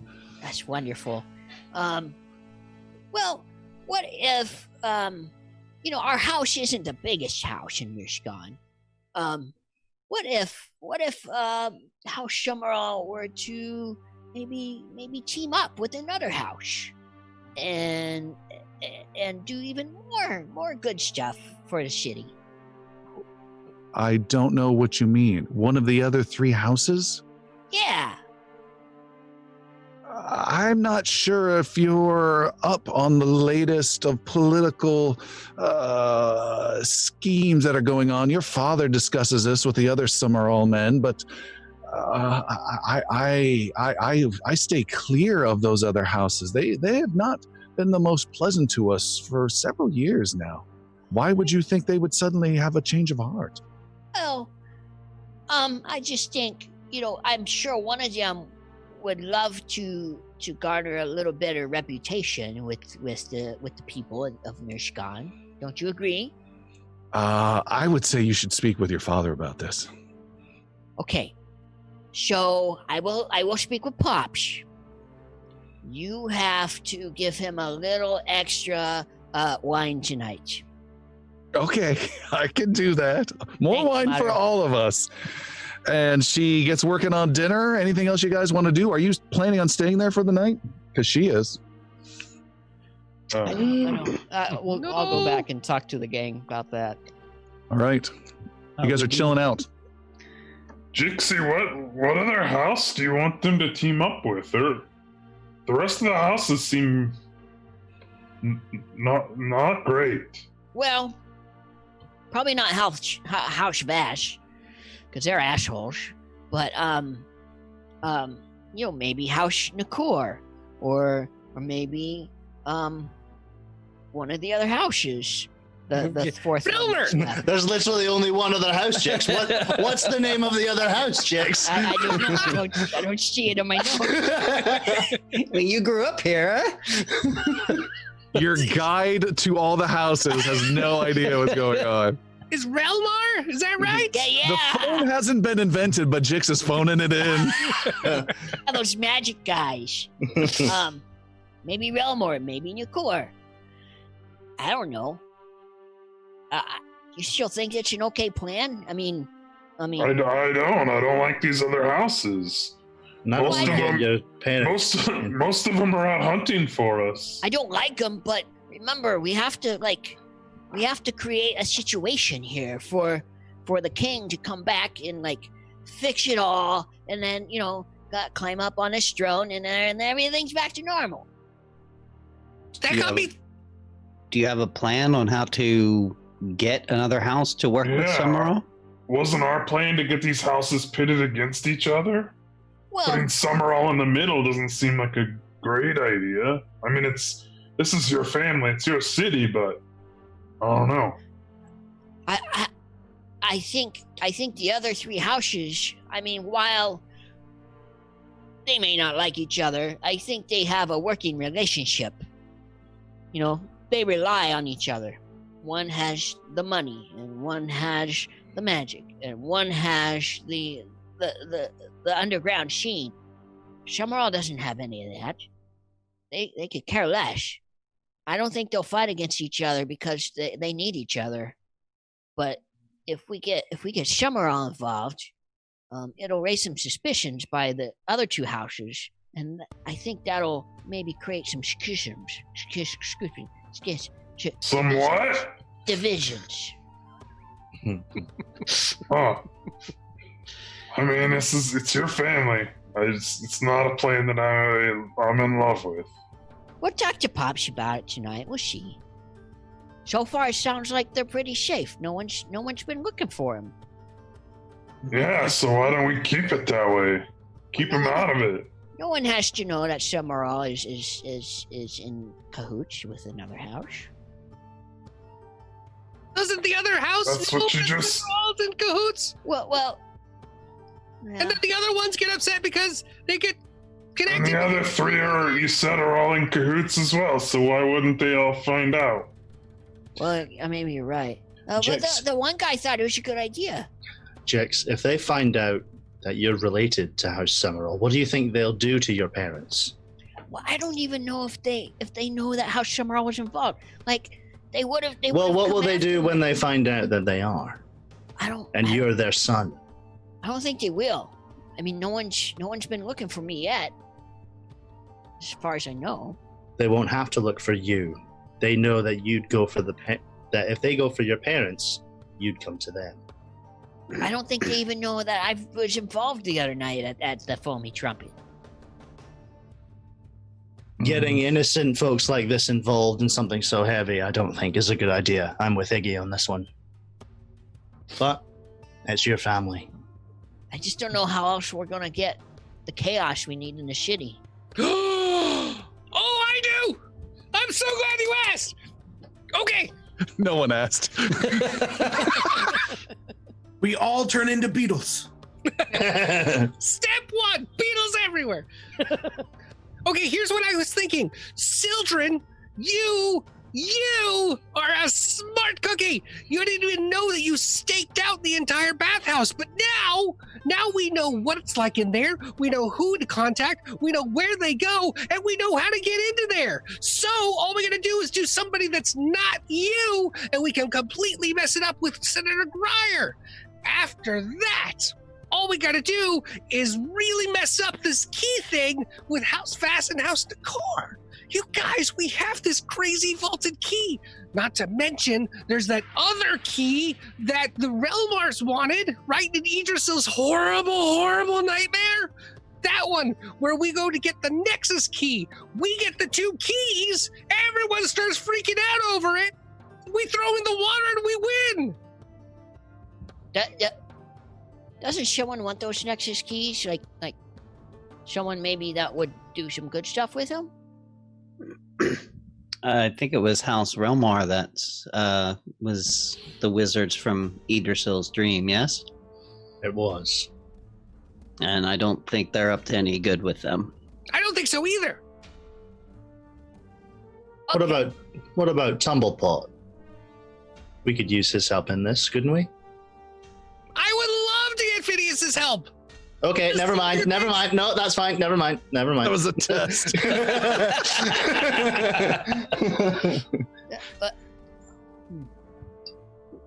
So we know where this key is, in the pits. Maybe tomorrow we go collect that and then figure out what to do with these keys. I thought we just got the key. Different key. I think it's a different key. We're looking for the Nexus key now. This key. This is not. I do not believe this is the Nexus key. This is to. They were going to have this duplicated. This is for Azimir. Probably either the wizards or House Nakor. The one that the dead guy. Did he have the silver bells in the silver braid in his hair? He did, yes. Okay. So this is for House Nakor that they seek this key to be duplicated for something with their vault. I'm not sure if it's the same thing, but the marker mentioned a vault as well. Would this be the same vault?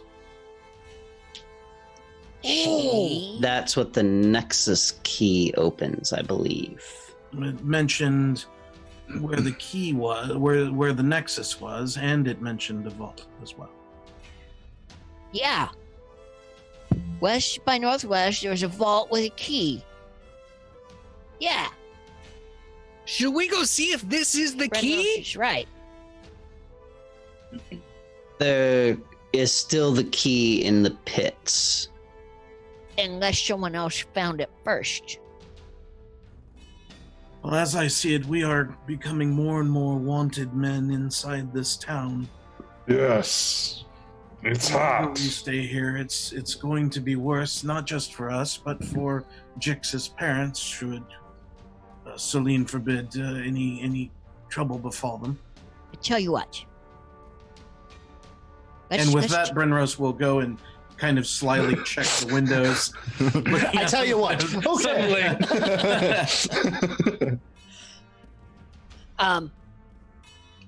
I just want to fill out Pops tonight, see what he thinks. Maybe we don't execute the plan of the houses, but maybe we put a bug in his ear about the possibility, should things get a little hostile, that he has something set up with one of them kind of in advance, like what do you call it on Survivor? Immunity? Nope. The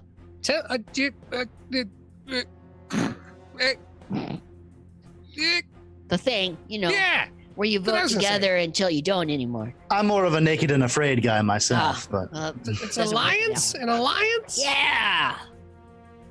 That's not just in Survivor. It's a common term. Two teams work together. Not a trademarked.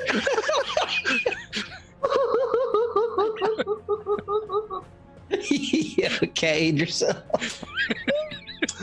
Almost got a spit take out of me. That one was funny. Well, I mean, okay. I don't know. I don't know how to follow that.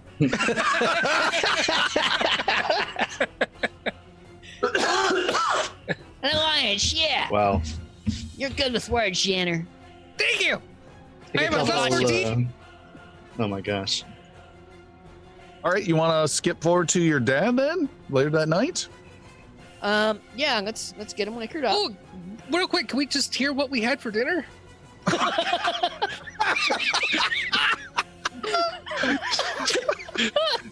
I remember something about first dinner as well. So It's a whole slew of 4 different types of sausages with a mango chutney, including some sort of strange couscous as well. That's rather fine. Most of you have never had anything like this. Don't forget the mustard. Oh yeah, there's 2 different kinds of mustard to go with this. So Xander's excited.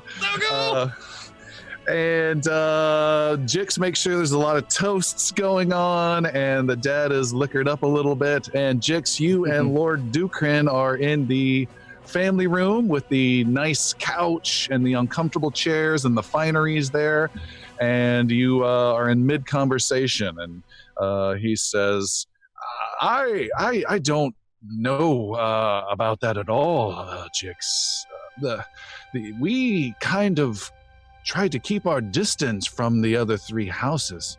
We don't have their resources. And well, yeah, right. I mean, and that's rule of thumb. That's a good plan usually. But let's say, all of a sudden there was like a civil war of sorts between the houses. I mean, what would Summerall do to stay safe? Like, how would they protect themselves? They don't have.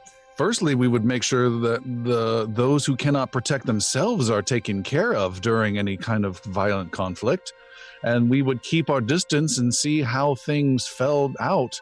But we would not want to get in the midst of that. These are murderers, Jix. What if they pulled you into it?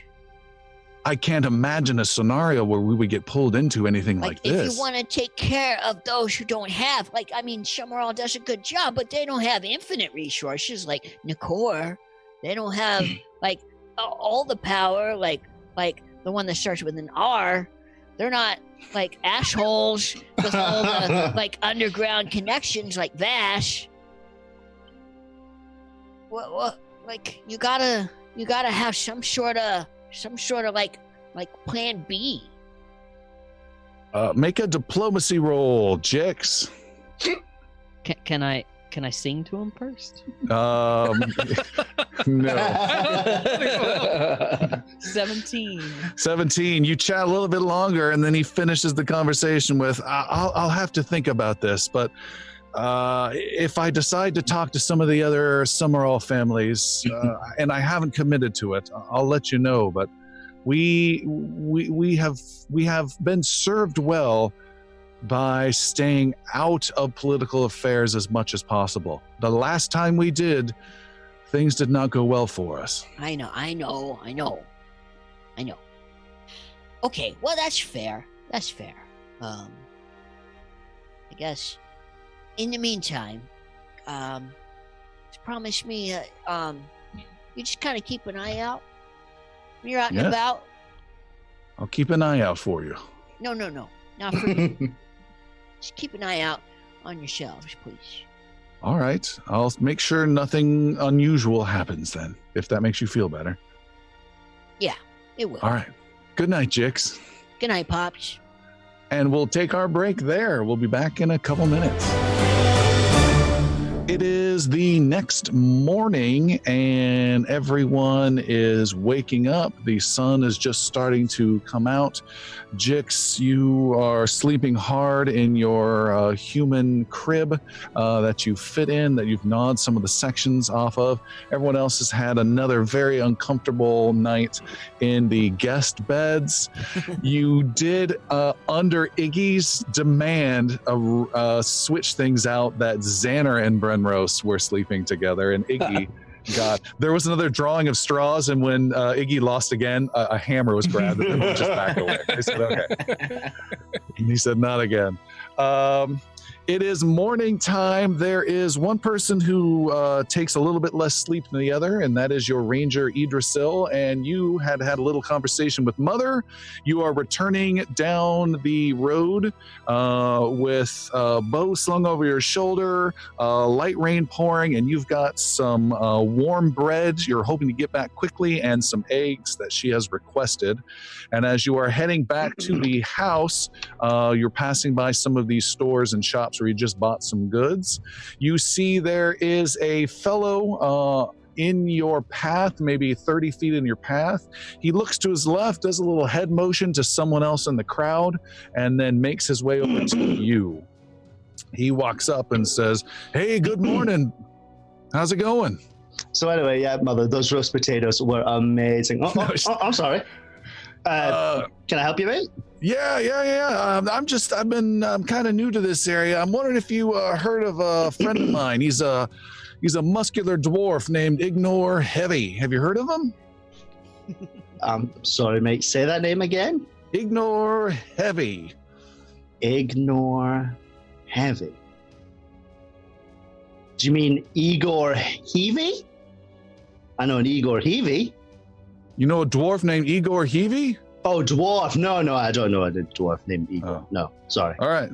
Well, thanks anyways. Yeah, no problem. And he goes down and starts talking to someone else, asking them some questions. Mother asks, what was that all about? Oh, don't worry about that, Mother. But thanks for having that back there and not saying anything. You guys have a great breakfast that Mother does, and again goes way over the top. This time she has 3 different types of grains with 3 different types of pancakes and 4 different syrups straight from IHOP, and it's absolutely glorious. And you guys have finished up breakfast and have to decide what to do next. Yeah, that's the question. What are we doing today? I just don't know how she does it with just a simple baguette. I mean, it's amazing. Like, flavors. Well, if there's going to be any kind of protecting to be done, I would feel better with my shield returned to my side. Not too far away is the smith. I'll go with you if you would like. Yeah, actually, I'd like to go with you too. My sleeves are rolled up 9 times because the robes are a little big on the guy that wore them before me, and I still have my big staff, and I remember that Kelly and Vero said not to do that, and if she says not to do something, I'm not going to do it anymore. I want to try less syrup. Let's all go together then to the Smiths. Yeah, I could use a new inseam. All right.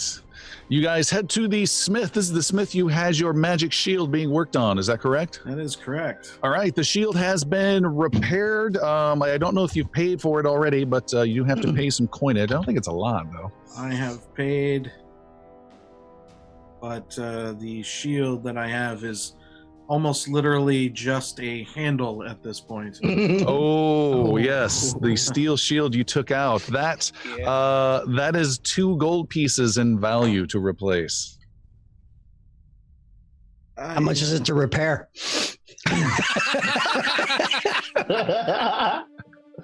And he'll give you another loaner for that one, and the cycle continues. It's a payday loan. It only gives you a +5. It's a little bit more shabby. Shield day loans. It is paid out of my exuberant level of wealth. I would have liked to have, on the way there, kind of mentioned to everybody that they're looking for you, Iggy, pretty hard, but they seem to have your name mixed up, so let's use that to our favor. Yeah. If they find, I mean, like, kind of stand out a little. So I don't know. There's If they not a see lot of me, other dwarves. Do you have any of those sneaky Steves on you, Jix? If you need some, I can make some up. I'll just keep my hood up and, you know. Down. Keep your head down, Iggy. It may not be a bad idea to get out of town for a little bit, though. I know Brenros was saying that yesterday. We still have a chalice to find, and Yes, indeed. Are Off we the still top gonna of hit the pit? Brenros' head, does he know where that location is? I have yeah. just 1 second. Savid? You have a decent idea of where that is, yes. And how much travel is that to get to such a place? That is an excellent question. I'm bringing up my map. Roll for understanding of knowledge. That is a map. Oh my god, this map is so big. It's like many, many megapixels big. It's loading and it's It's 5 minutes away. it's zooming in. All right, there is Mearson. There is Traffic patterns through the area. There is Sarvid. It's just a little bit longer than it took you to get from Tab. So you're looking at maybe 7 days. And Brenros mentions that in passing. 7 days away. That is quite a bit of time. Certainly we could probably use the town to cool down a bit, but that is... I mean, this isn't going to be a popular opinion, but half of us could go there and half of us could stay here. We should check. We should double check the pitch, like children maybe wants to do, and then we should check this vault out with this key. Children, Yes. hi. Can I ask you a question? Jack's here. It's me, Xander. I had. Yeah. His back legs turn into beetle legs so he can stand up a little bit taller. You made a really, really pretty little wolf thing out of wood before. Do you still have that? I do. Now, if I recall, you wanted to give that to Senator Grier. Is that right? That was my thought, yes. Were you going to hand it to him? Did it have a message on it? Or did you just want to leave it for him mysteriously? It was going to be part of a speech given to him on fearing the wolf, basically, and that he was on his way back. But Can I suggest something? In the bathhouse, if we left a small message that said, the wolf is on the hunt, with that, put it in a little thing, folded it up and said, this is for Senator Grier, do you think they'd give it to him? likely, yes. Perhaps. I'm just thinking, that way, we could get the message across, we could get the thing into his hands, and no one would have to know who it was from.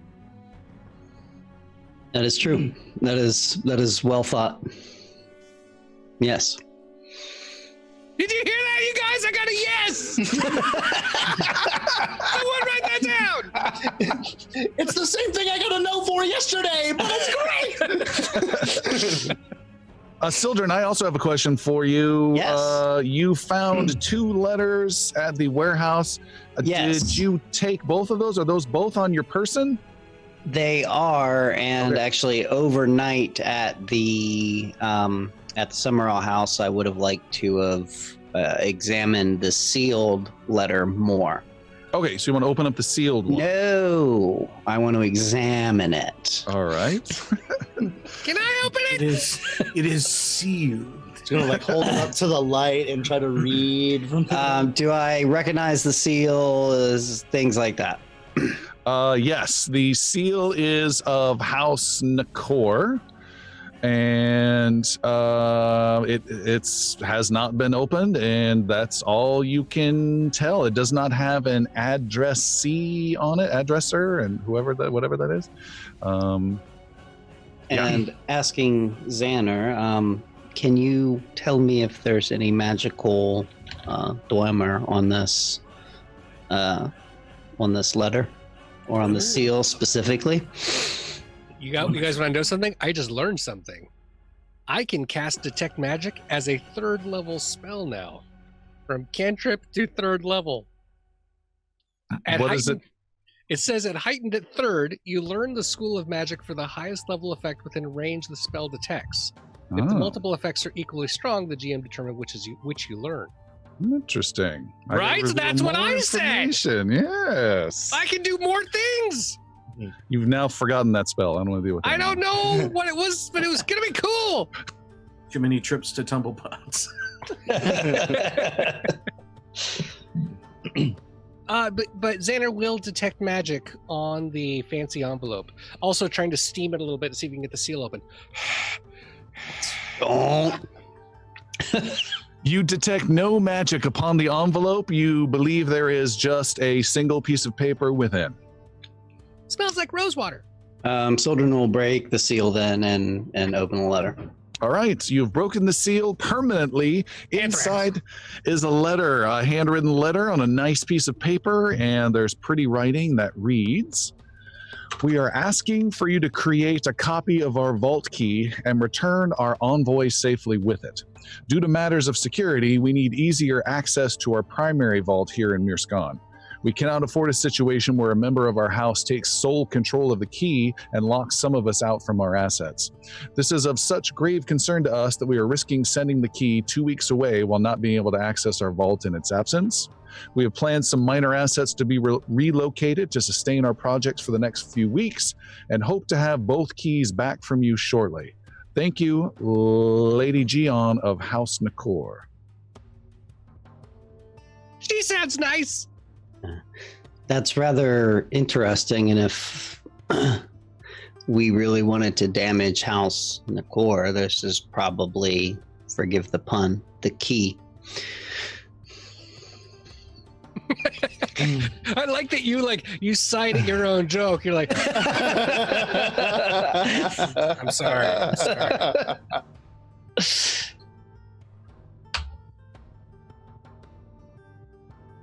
What's the plan? This was a very nice letter. Can I get new robes? I want to get these fixed. Can we do that? Oh, Yeah, and also I'm gonna figure out how to shrink my staff. You are able to find a tailor who can get you taken care of. It just takes about 20 minutes. You spend just 1 silver, and he is able to adjust your robes without affecting the magic in them. The staff, no one has no means of shrinking a staff. Nobody? There's House Relmar? Really? Nobody? Nobody can shrink the staff? Just cut it down. We're gonna go find a saw. I can't just cut it down. I may cut off one of the cantrips. You have 2 steps then. It's like a totem. There's each section. The taller it gets, the more spells it has, right? That's how it works. All right. Is it always going to be big? If it's Maybe it'll longer than 4 grow. hours, consult a doctor. Well, Well, I think this might come down to a vote. I don't know as to what we're gonna do. I think. How far away is the waterfall house? It's that way. Okay. Waterfall House is far to the east, away from where you're at right now. And then the pits are that way. To the other direction, to the west. Let's do this. They don't know me. I won't wear my floppy hat, so I won't be identifiable. They'll never know me from any other gnome. I'm very, very plain. I'll take the wolf thing, Sildred, and the little letter for him. We'll give it to Grier, so I'll take it to the bathhouse, and then I'll meet you guys at the pits. By yourself? I can handle it. I'll go with Xana. Okay. Idrisil does that a lot, and I think it incidentally saves lives. Could this be sent by an official envoy instead of having to send you specifically for the errand? You don't think I look official? You're a little short for a stormtrooper. How How dare you? Does Jix know of a courier? We could. There are couriers, and there are higher end couriers that look very fancy that can deliver official messages and have someone leave their mark to know that they've been signed for. And sometimes they'll take a picture of the package at the door. There's Senator Grier going. It's a whole thing. You got to be buzzed into the building first. It's yeah. It's a nightmare. It's awful. But yeah, you can definitely do that. For 2 silver, someone will send a message anywhere in the city in a decent way. For 15 silver, which is a gold and a half, you can have a really fancy person do it with all that authentication.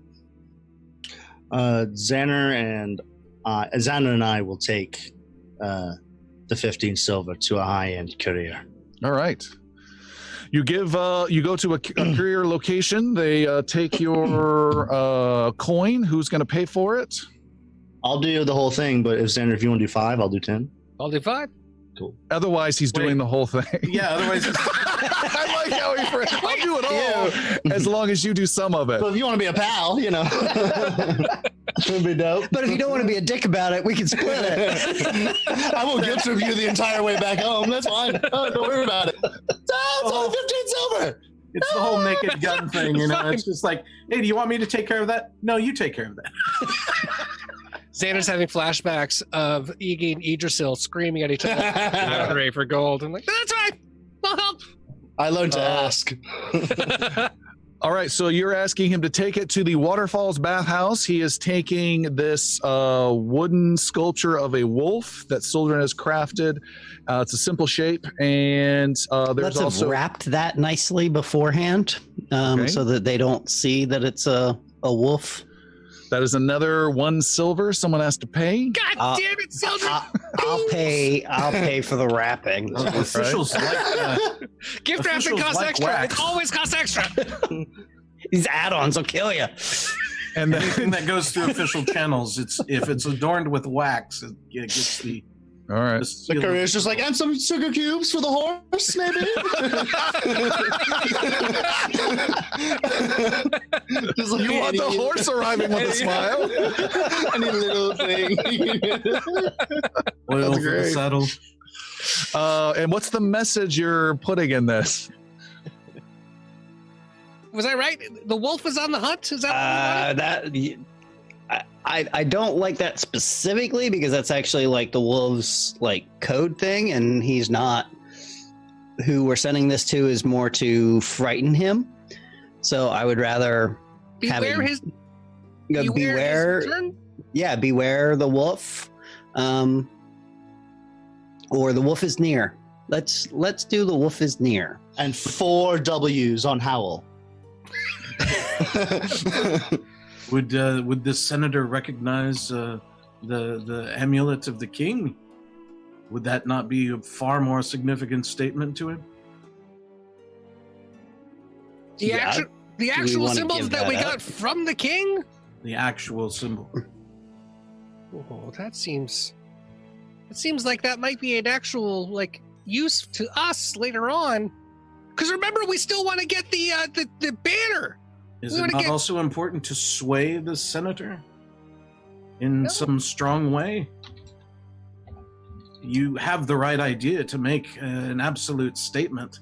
This seems to be one way, but this is just an old knight speaking. Perhaps we could word the letter in a way that Grier should get back when Grier meets the wolf himself. Should the wolf see the amulet, he'll know who the real message is from. Possibly. Unless he gives these things out just like, gold tickets. It's just- Thank you for your service here. Pushed all over your neck. it's like There's only one of these. They're Mardi Gras beads, Yeah. basically, just throwing them out. Show me your loyalty. Well, Sir Brenros used to mean something in this town. Now everybody's getting. Show me your loyalty. All right. So, remind me, does The king is the coming. this the pendant itself if we seek out the banner, do we need the pendant itself in order to accomplish that? Is there something tied in between those two specifically?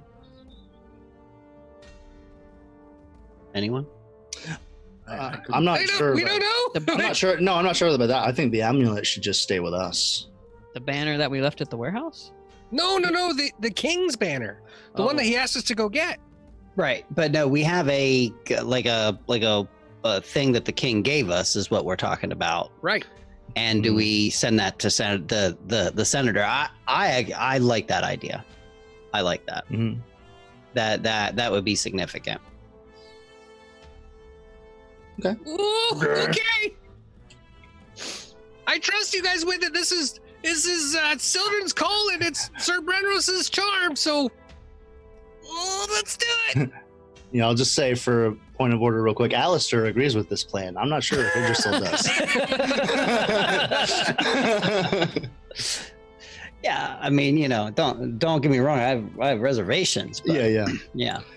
So it sounds like that's what we're gonna do. Yeah, we need to phrase it so that the senator knows, not to take this lightly. What was King Phaon's creed? Does he have a credo that when he was king of Navarre? Does he? Do you want somebody to make a lore roll for that, Tom? Yeah.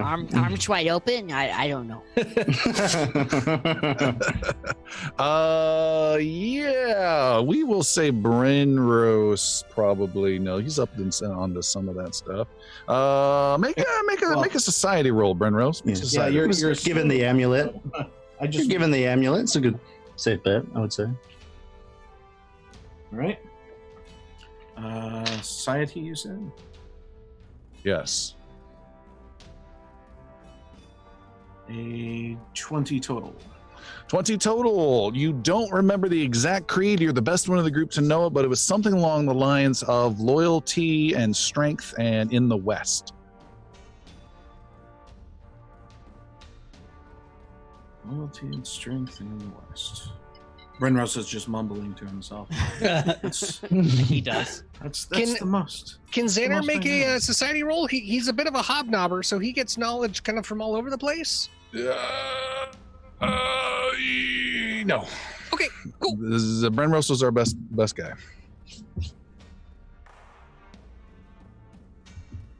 You make Okay. one untrained that is thievery mine. roll. That is mine. Suddenly, just blackballed. So the message I have is that the wolf is near with a wooden statue and the king's big charm. I think if we're gonna do the king's charm, we don't need the wooden pendant. Wooden statue? Okay. Yeah. And one for your son. Right. All right, got it. That has been guaranteed to be delivered within the hour, and they just need to know where to return with the signature of receipt to prove it to you. House Cimarron, no? No. No, let's return it to the floating trumpet. No, the foamy trumpet. Yeah, you don't want the floating one. They're very different. Yeah, that's a good idea, actually. Mm-hmm. Okay. All right. And then what? To the pits? To the vault? To the pits in the vault. To the pits. To the pits of the vault. To the vault All in the right. pits. I am removing one amulet of King Phaon from my inventory. It's a little weird. All right, you guys head off west. It's not quite on the map on the video here, but it is southwest of the Stumps district is a region called the Pits. It's in the lowest part, kind of around just east of the Long Pier. It is in a very poor part of town. The rain is coming down. You pass through the High Bricks district, take down the steep road into the Low Bricks district, and then head along the cliff face that's up to that upper plateau to the main part of the city. You're walking along this 40 foot cliff face. Rain's coming down, keeping your hoods over you to try and stay dry, and you head towards the area known as the Pits. You approach, and it is a kind of a fieldish area with some buildings that go in a half circle. And these are ramshackle, rundown homes, very poor part of town, and they're in a half circle because they border this half circle is this cliff face up to the upper plateau, and inside this half circle are two large pits. One is about 60 feet wide, and the area is made up of a little bit of rocky ground and then tufts of grass that are just clinging to different sections.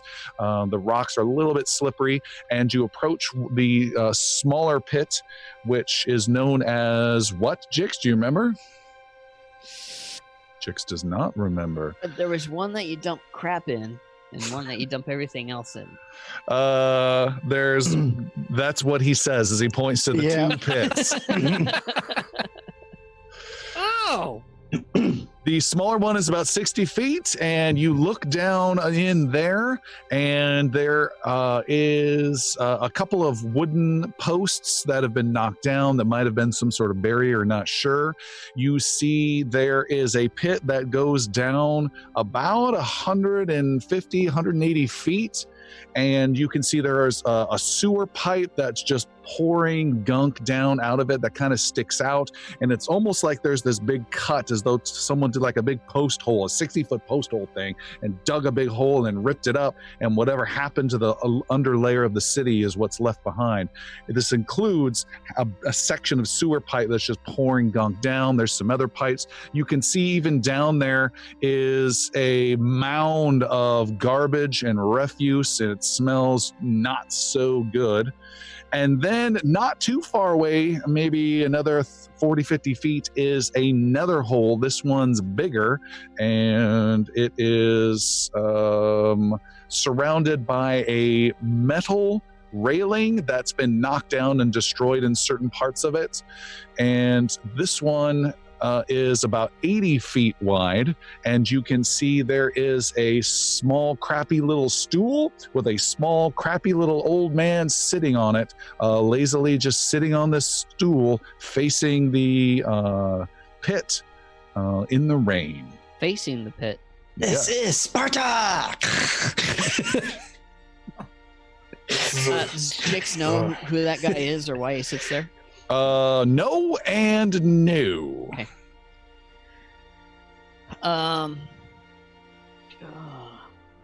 Should we talk to him? Which one are we going to? This is all on you guys. I was not there. Yeah, Jix, you mapped it out. Which one is it? It's the one that's 1.3 miles west by 1.3 This is a miles terrible idea. west by northwest. I'll put that on record. I can't find it. 1.3 miles due west from this marker lies the nexus point. 1.3 miles west by northwest from the nexus point is the vault with the key. Jix mapped it out, but he doesn't remember which pit it landed on. Yeah, it's one I don't of these. think you knew. It's I think one you of knew these it was two. the pits. Jix knew at one point.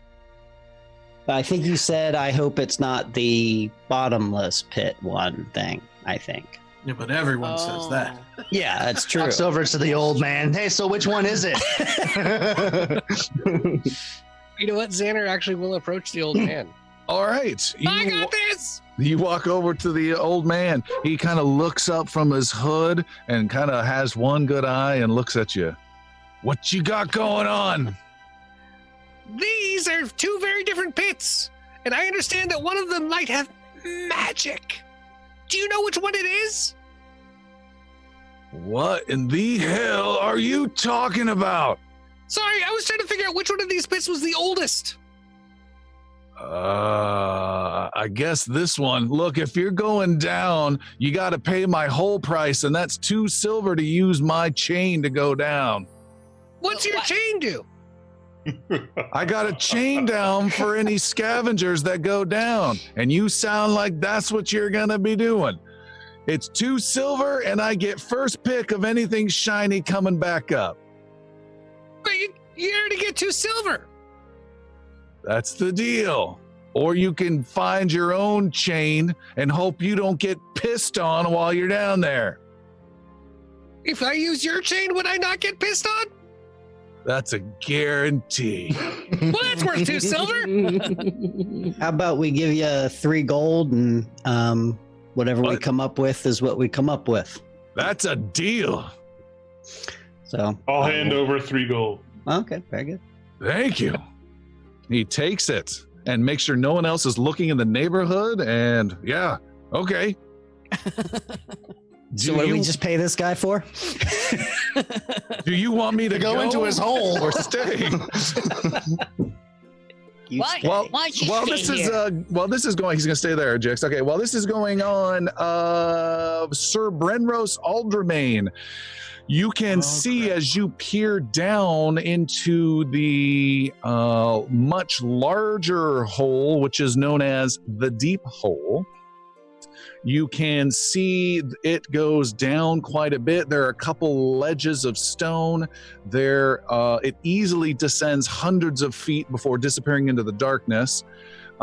You see there is a section of stone outcropping, almost like some sort of small, thin obelisk that should be vertical, but it's horizontal. It's about 120 feet down. You're holding onto this little thin railing that's creaky. You look down this hole. The smell is rotten and foul coming from it, and it just keeps descending into darkness. But at 120 feet down on that little outcropping of rock, you can make out a crude symbol of the Mancilia religious faith, which is normally some sort of like a hand that's unraveling something, or tends to be very grid-like.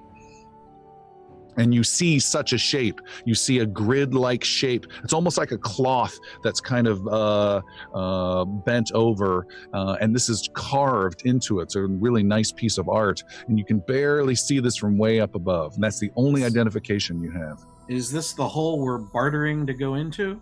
Correct. I see. Bartering is done. Never thought I'd barter this hard to get into a hole. An old man's hole. Come on. I do see something very interesting down below. I saw this symbol when I was at Carahel. This seems to be the right way to go. That is most certainly. And he's just pointing lazily off into the hole. There seems to be some symbols down there that I do recognize. I found it! I told you guys! Let's get this shit over with. Aren't you glad it wasn't the other hole? The poop hole? Well, we may not be so happy to go down this one either. It's not so bad. Brenros will brace on the chain and assist the rest of the party down. Yep. All right. Who's going first? Ignal will go first. Yeah, let's let Ignal, someone you with go dark first. vision go.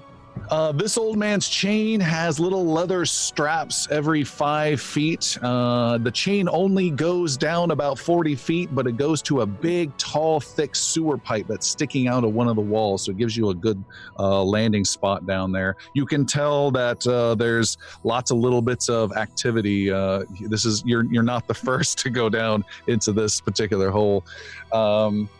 And Iggy, Brenros have like a sanitizing wipe, and he's just. Iggy, you swing your legs over the edge and start to climb down this metal chain. It's a little slick a bit from the rain, but you also have those little straps he's tied to it. I need you to make an athletics roll of 12 or higher, Iggy. Okay. Pretty easy. Isn't your athletics 12? It's plus 12. Yeah. So That should be I nice. passed, all right, 26. 26. This is where the assurance feat would come in handy. Yeah. And Iggy, you climb down, and then there's this sewer pipe that sticks out about maybe 8 feet. You're passing by these walls. The walls are of earth and some stone mixture. You're not sure how this hole has come to be. You arrive and land on this pipe, and there's enough room for the whole group with a little bit of carefulness to get on there. So how far down is the ground? Is the bottom? Great From this question. fight. You can't see the ground. Even with my dark vision? Your dark vision, how far does your dark vision go? Oh, damn it. I think it's 60 feet. I think it's 60 feet as well. All right, so Iggy, you've gone down 40 feet. Looking down, you still have daylight, so you don't need it to see beyond that. At the 120-foot mark, so you're at surface 40 feet, at the 120-foot mark is where Sir Brenros has pointed. So that's 80 feet below you, and then it keeps going down and down and down and down and down beyond that. Who's next? Sildren to go. Yeah. Sildren, make a very easy athletics roll of 12. 17. Sildren is able to climb down and kind of just frowns at Yathane, who easily just alights upon him once he arrives there. And then this giant beetle crawls down. You know what, though? Now that you mentioned it, I got to check one thing here. Don't Well, turn it's a into level an 3. octopus. It's a level 3. Oh no. Oh, by the way, Fireball. you guys got your spells and everything back, and your hit points back. Yeah. Oh, right, yeah. I will rest the group. Yes! Yeah! So, when it's Xander's turn, is it Xander's turn? You go ahead, Xana. Renros Xander- tries to help him to the chain. Yeah, just so like clears the path. Don't let him- I got it! So Xander's has doing the swirling hand thing with the black aura that's filling up, and the black aura is starting to get to again. The hole is ooze not attacking attached us. to him. Starts like climbing and clinging and turning everything into him, and turns Xander into a giant ant, a full-on 5 foot by 3 foot ant who has climb and a climbing speed of 30 feet. Wow. Yeah. And now you just terrorize the old guy who's like, what the hell? Just in case 30 feet's not enough, Xander will then also cast underneath the ant that glowing blue-green under his feet and cast Fleetfoot to add another 30 feet of speed. So now he can go 60 feet. 60 Move foot action as a climbing giant ant. All right. You don't take the chain. You go the long way around the tunnel. Spiraling down. If you can get down to the obelisk thing, I think that would be ideal, right? Yes! Okay. Yes! Xander climbs down as an ant, which is crazy. Straight from the second Ant-Man movie. You go climbing just straight down vertically, very fast too, with super fast feet. You climb down, you go past Sildren and Iggy, and you head down to the 120-foot mark. You see a couple things of interest there. What you see, you've seen a couple little little crevices and cracks that have some grips and marks where some people and looters have gone in on your way down. But much more impressive is right underneath that 120-foot part, there is a big whole section where it looks like there has been part of a city that used to be there that has been built on top of long ago and then crunched ever so slightly. So what you see is like a building and a building on the side of the pit, and then in between them is this gap of darkness that heads deep in that you can see was actually a cobblestone road. Whoa!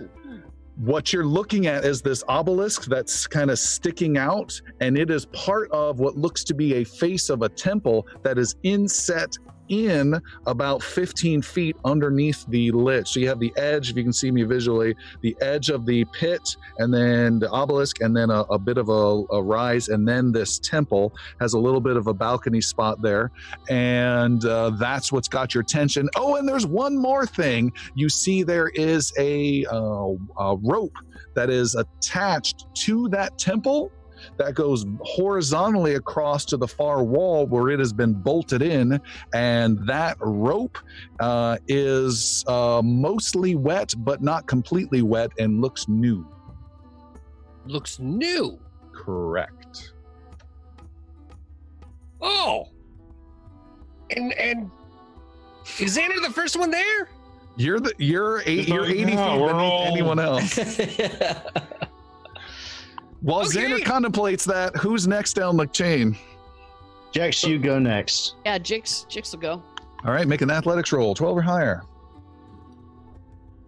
And Idrisil will cover Jax's rear in the hole. 12. Oh my 12, goodness. exactly. Oh my goodness. Oh, With ease, Jix is like, oh, I got this. You start climbing. You slip, and you grab onto some of those leather straps. You slid 20 feet. You take 1 point of scraping damage on your hands. You are able to get down and do this. I meant to do that look to your friends as you arrive on the sewer pipe. Speaking of the sewer pipe, Igno would like to get down on his belly and look inside the pipe. All right. You see there is a metal grate, and it has been pushed open, and someone has jury rigged it to stay open with some bolts. And you can see there's a little bit of liquid in there, but there's no motion, and it goes 60 feet in, and it branches to the left, and it goes further into the other hole, the other giant hole. Okay. And you're on top of this outcropping of this pipe in your bigger hole. Idrisil, you're making an athletics roll, climbing down. I am. Please, not a natural 1. That's all I need. That's all Tom's waiting for. Yes. Do the same. 21. 21. Idrisil gets down with grace and ease, and I believe that leaves the heavily armored Knight Sir Brenros as last. Always best to go last. You're heavily armored. Incoming! The people below you may disagree, but Well, you'll have a chance when the screaming starts. All right, you said athletics? Please. 23. 23. Nice. Sir Brenros, you make it down to the sewer pipe. There's you guys are a little crowded on there, but there's enough room, and you see this weird large ant below you about 80 feet sculling around excitedly. What's going on with you, Xander? Yeah, so kind of waiting on everybody else, but I'm seeing the rope. Whatnot. How long's this last? Full minute. Can 1 minute. Xander communicate in ant form? I say Talk? yes. Only with other ants. I think I can, right? Doesn't say not. DM just said yes. Yeah, So Igno, Xander. Should we come down? Down. Yeah, so upon seeing the rope and seeing everyone, they're full 80 feet above me, is that right? Yes. 40 feet? All right, so Xander's gonna crawl right back up the wall. And just get up to them, and with his ant face. push it in. Kill it. There's a rope there, and I think I might be able to help you get down. I'm big enough. I might be able to carry one of you. I step back. Yeah. Jix just hops on, grabs All right. the antennae. This is beyond sanity, so I don't question it. I just You grab onto the sensitive antennas. Giddy up, Xantropy. Xantropy. Oh my god. Oh man. What do you say, Oh my Iggy? What are you God. trying to say? Sildren, can I have your rope? Of course. So I take my rope and Sildren's rope, tie them together, and then tie them off that chain. And that gives us 100 feet of rope to get down. Okay.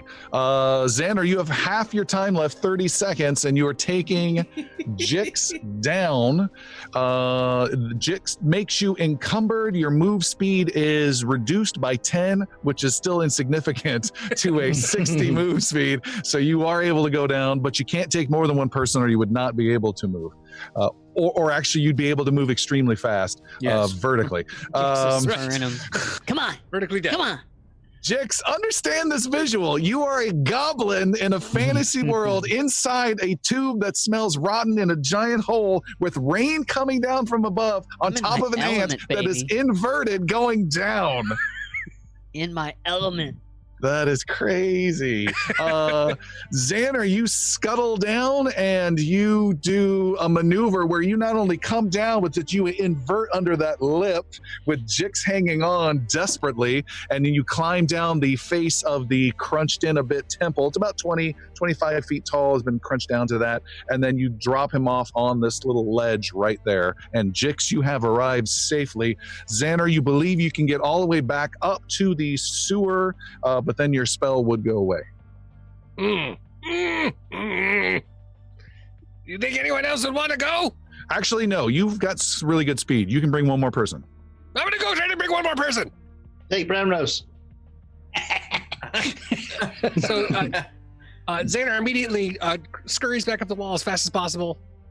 I got time for one more. Take another step back. Yeah. Doesn't want any part of it. Either take a lightweight and take a heavy. Idrisil! Idrisil starts climbing back up the rope, but Xander just crawls underneath him and just scoops him up anyway. And just takes me down.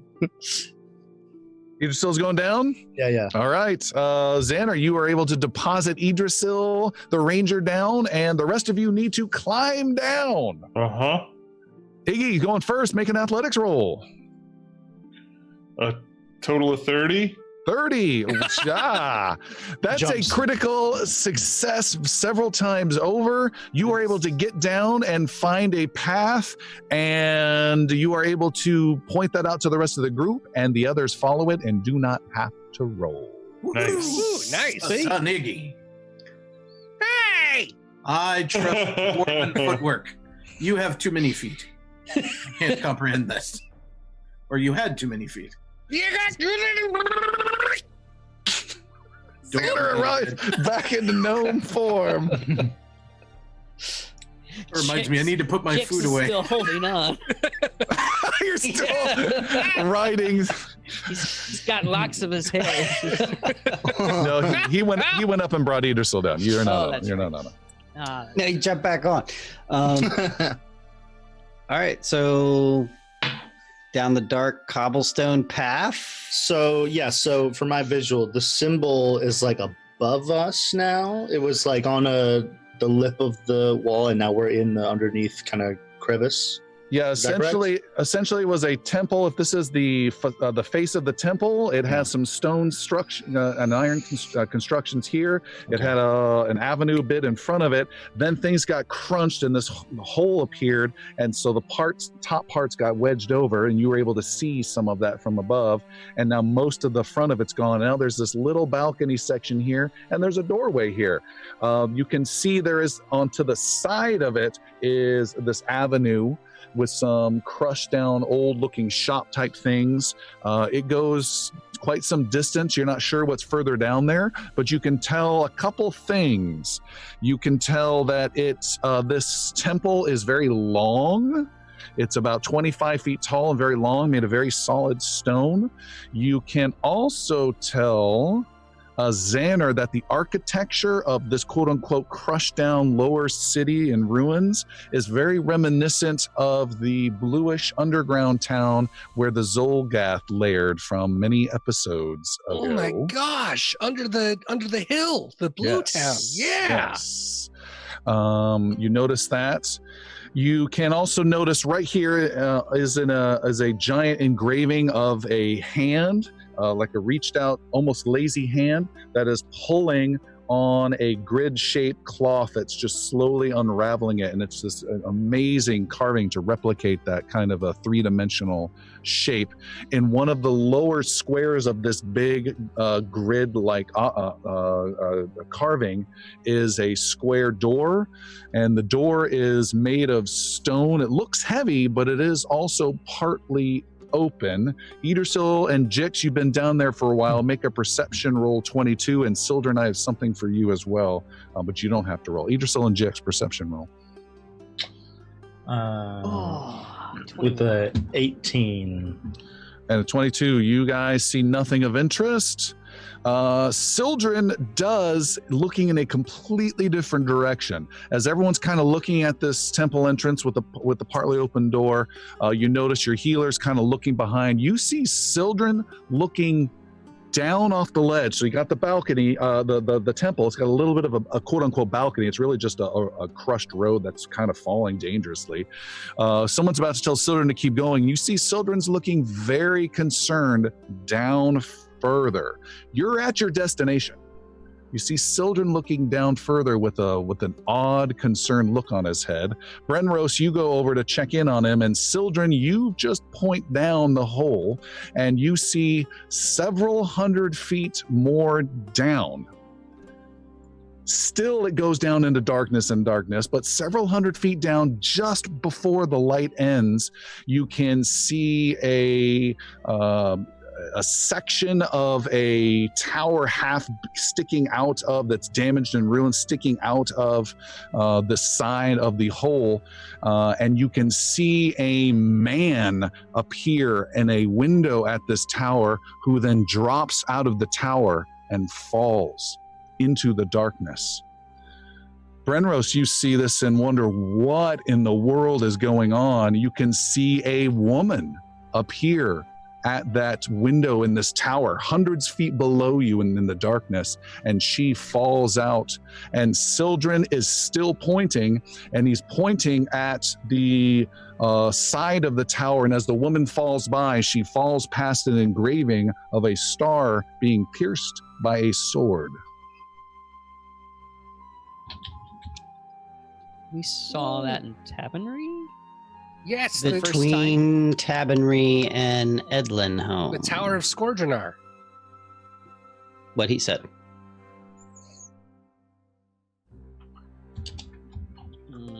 Tell us more, Xander. But can we get back to the point where there are people underground walking off into a pit? And Remember who we encountered in that tower? Undead. Yeah. Who did you encounter in that tower? I don't remember. A lot of undead. I almost died. And it just still check the tracks, if any, like on the ground, marks for footsteps or anything. Yeah, make a survival roll. Okay. Which one? Let's go with alphabetical survival.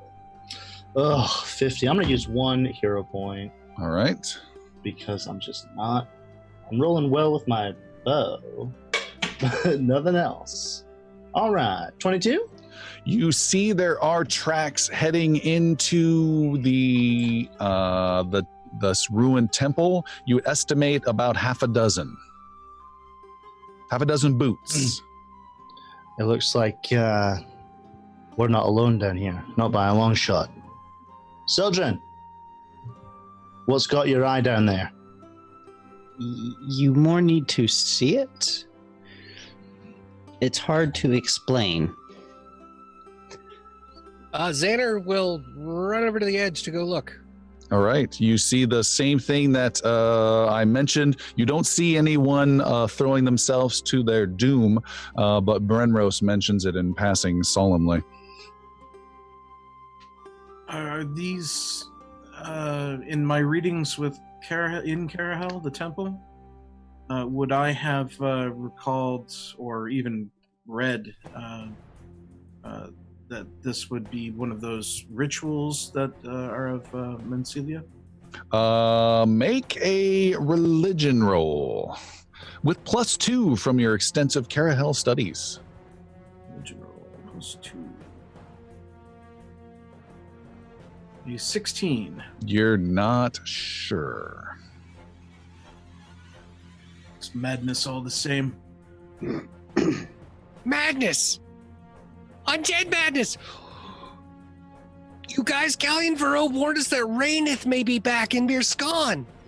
Mm-hmm. He controlled undead people too, at least in Tavernry. Do you think he maybe has something to do with this? Quite possibly. And I have another little box for him too. I thought I took him out. Mm-hmm. Maybe it's some other guy. Yeah. Must have been. Probably. That's probably right. Brenros unsheathes his sword and starts to advance into the temple. All right, leaving the balcony and darkness in literal and figurative sense of behind, down deeper in the pit, Brenros heads into another type of darkness, and that is the opening of the temple. You have your sword and shield out, your newly repaired shield. You slip through the crack in the or the opening in the big door and head inside the temple. It is very dark in there, but you do see some light up ahead. There is a room you are entering, Brenros, and there is a singular beam of light that is lit up with fog, with darkness all around it. And Sildren will follow, and he'll use his his watch Aeon thing. watch? Yeah, Yeah. his Aeon watch. All right, and light appears behind you, Brenros.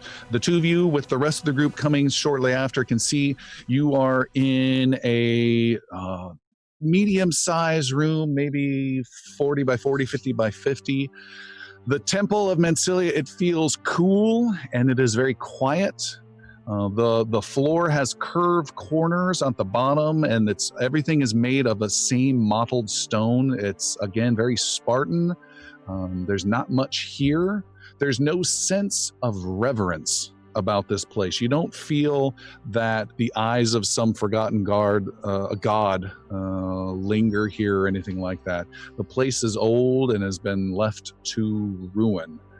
The two of you who are the first ones there can spot two old stone chairs that face one another in the center of the room. So they are to the side of the door as you come in. There are two chairs facing one another, one slightly higher than the other. On the smaller chair lies a backpack. Off to the right side is a beam of light with fog that you can see. You thought there was fog or smoke in the room, and there's just this light was lighting it up. It's literally a column of whitish fog lit up by an unknown light source, and just creates this maybe 3-foot diameter column of foggy light. And then on the opposite wall is an opening with a corridor beyond. Xander will detect magic on the column of fog. Xander, you go over there, you detect magic. You detect magic and can also see as you peer in, there is a single piece of paper suspended in the air, just lightly rotating in the air. Guys, there's paper in here. I think I can read it. Xander will continue to squint and see if he can read anything on it and focus. You can see there are words on the paper, but you cannot read them from here due to the fog. I just gotta get a little closer. Gotta be careful now. Ignal will check out the backpack. Ignal, you check out the backpack. It is a new backpack. Its leather has been freshly oiled with flaxseed, and it has not been here long. What's anything inside of it? Yeah, inside are 5 days of rations, a small bedroll, and 50 feet of coiled rope. Ooh, I'll take that rope. All right. I'll take the rope and the rations. All right. He's just Somebody's gonna come back and just not be able to get out and starve to death. Idrisil, you see the corridor leading out on the opposite side of the room looks odd in the light, and you're something seems odd about that corridor. Something seems odd about that corridor. Is it the light? Yeah, Idrisil's gonna draw his bow and sneak over and check it out. All right. You see the corridor looks like it is warbling a bit, like it's moving and undulating slightly, moving left and right and up and down just gently. It's a very odd visual effect. The room you're in is totally normal, but then right at the edge where that corridor is, it's like some drunken POV just within. Have I seen this before with something similar that Xander could control? I can't remember exactly where that was, but there was a wall that Xander could control at one point. Right. A barrier that we could walk through I fully took control. It was actually That was it was in- under Scourgeonar. Yeah. Yeah, there was a like a light shimmer that was defending it, and I completely took control of it. Is this similar to that other Tower of Scourgeonar wall? Make an occult roll, please. Okay. Break that out. Get the dust off of that skill and roll it. With a shiny +2, let's go with 17. 17. You have not seen anything like this before. Does not match. Okay. I will. I'll point it out and call it out to the magic users. All right. This wall seems to be shimmering a bit, and the light catches it oddly. This is such a bad idea. What are you thinking, Agno? So who's first? Getting out of here. Sildren will walk up to the column of fog and say, through power, all can be unlocked. All right. There is no effect. What does that do? Nothing, apparently. Have you tried to go into the fog? Just an idle thought. It's just fog. Let me try something. Mm. I'm gonna pull an you. I'm gonna do what you did. Watch. And Xander will mimic the actions he's seen Sildren do. There is no autumn breeze, nor is there any spring fresh cell, but he casts Dispel Magic as a pink glowing aura pops up from the inside and just pushes straight out of him, trying to do the same hand gestures he watched Sildren do. All right. Make a spell attack roll from any of your spells. It's all the same spell attack roll. They are. So let me just 27. 27, you do that. You see a flicker a bit of the fog and it moves a little bit more, but you have no effect and it is still there. Dang it! I can't do it yet. Renros tries to find some trace of where this person has gone. Who owns the backpack? Make a perception roll. 24. 24, you can see there are a little bit of dirt and loose stones that have come in over the years that have been disturbed heading into the corridor that Idrisil is right next to. This seems to be where the owner of the pack is gone. Why did he not disturb, or she did not disturb the column of fog? It could be dangerous. I don't know. I don't feel like sticking my hand in there to find out. Oh, I'll do that! Hold on there, Janner. Jix takes his dagger and throws it at the piece of paper. All right, the dagger goes flying through the fog, hits the paper, moves the paper, the dagger clatters and falls out the other side, and then the paper slowly moves back into the central position and just gently floats there. Well, someone get on the other side and grab the fucking paper. And he goes to grab his dagger and throw it again. Okay, you Not with stand you over throwing there. daggers. Yeah, put your face right up to it. I'm gonna William Tell this shit. Catch! Anyone? Well, here you go. No, that's stupid. I'll poke it with my staff. It's huge and long anyway. It won't even matter. And Xander takes his staff and pokes it into the fog to hit the paper. All right, I want to make sure I understand this correctly. Xander is taking his high-end magic staff and putting it into the magic column of light and fog. It's like the I think that's fork fine. and the toaster. Jix But stand on the the opposite butt side. end of the staff, the butt end, not not the crystal end, obviously. All right. I'm not stupid. Okay. All right. Actually, repairable end. You push that in and you are able to get it through the fog, and it comes over and it touches the single piece of paper, and you are able to push it and it goes right to the other edge and it stops. The page will not leave this column. However, you push it right next to Jix, and Jix, you can read it. Gonna say. Oh, hold it right there. It says words. Hold on. Jix can read, right? Yes. Mhm. Jix, it reads the following handwritten message. What other type of message would be written in this fantasy world? Teletype. Magic. Ugh. Comic Sans. You see a message is written on there. It reads, "My brother, if you have made it this far to Mearson, then you only have to go a little further. The Nexus key lies within the remains of this abandoned temple for safekeeping against any thieves who stumble upon it.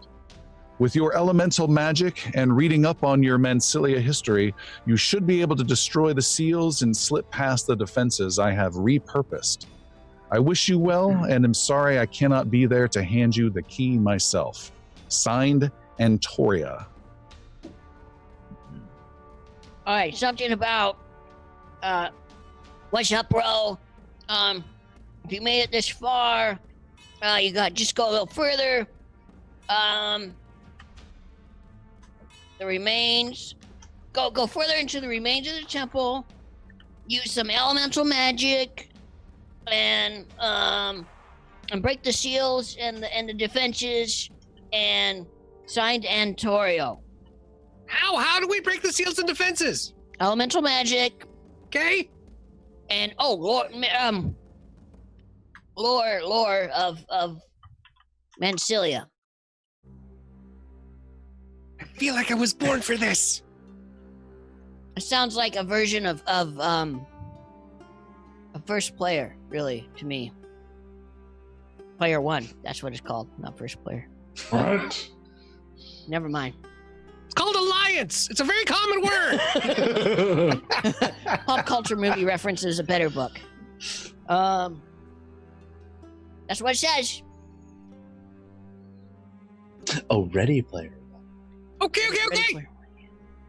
So we gotta go further into the temple.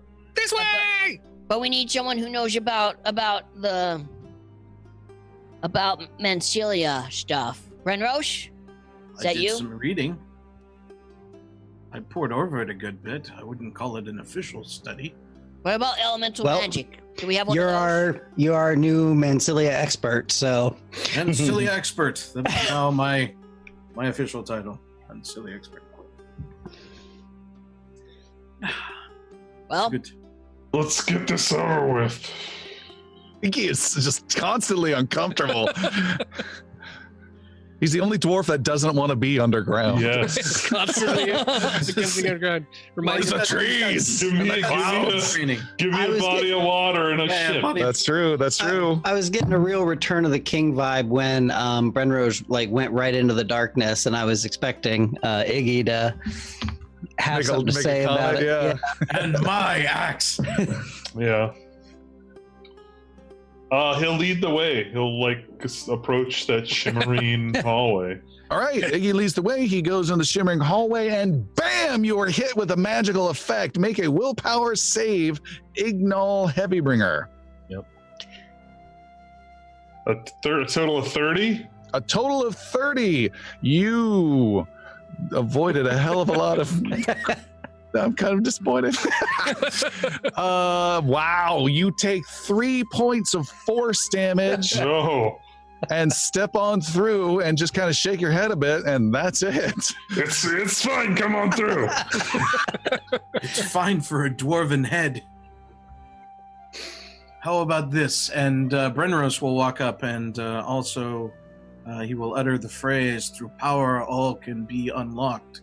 Brenros, you uttered that. Shimmering phrase. You utter that phrase towards the shimmering, and the shimmering stops, and the corridor stops moving, and it looks like a normal visual through the corridor. Mancilia expert indeed, and walks through into the. Bam! No, just kidding. And you walk through without any trouble, and the rest of the group follows suit. You're giving me No, a just quick. shakes his head like, what the fuck? I'm not gonna be able to take these chances when you scare me like that. You know? All right. All right. Ahead, you guys see the temple opens up into rough-hewn walls of stone rather than that white mottled stone, with much more cavish, but still cut, but much more crudely. And the floor is, instead of being stone, you can see there's dirt and more dirt, and then it's all dirt. And you're all in almost like a pseudo cave environment.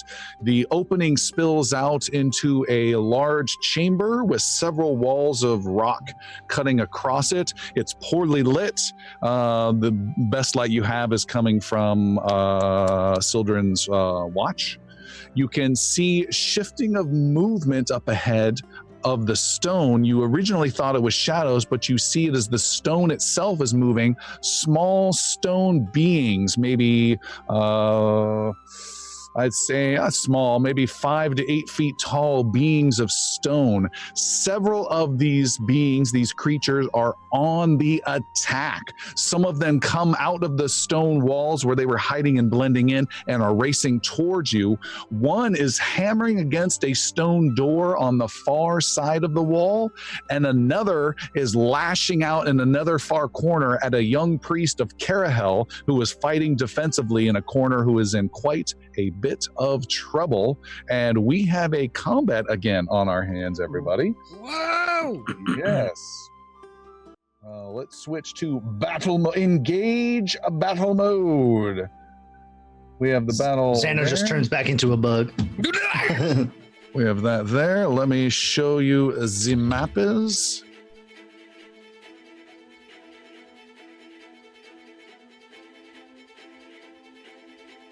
This be air, earth?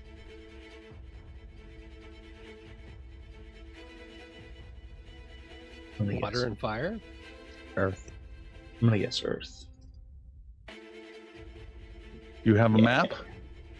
Do you see a map? Nope. Negative. I'm looking. Sorry, I'm looking. There we go. Share. Share. How about that? Oh, got It's it. a big old map. Let me resize this for our viewing audience. Resize it for me. Jesus.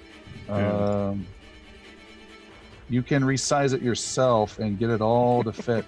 Control with your left mouse pulls up the bottom and can pull the right side only. So you just keep pulling up, keep pulling up, keep pulling up, keep pulling right, keep pulling right, and then you can zoom out with mouse wheel control. That might look good. Let me double check the viewing audience can see that. That looks gorgeous. What a nice cave. Let me get this over here. I got to do it twice, and then I'll get our tokens on there. All right. Going to here. We got combat music running. There we go. All right.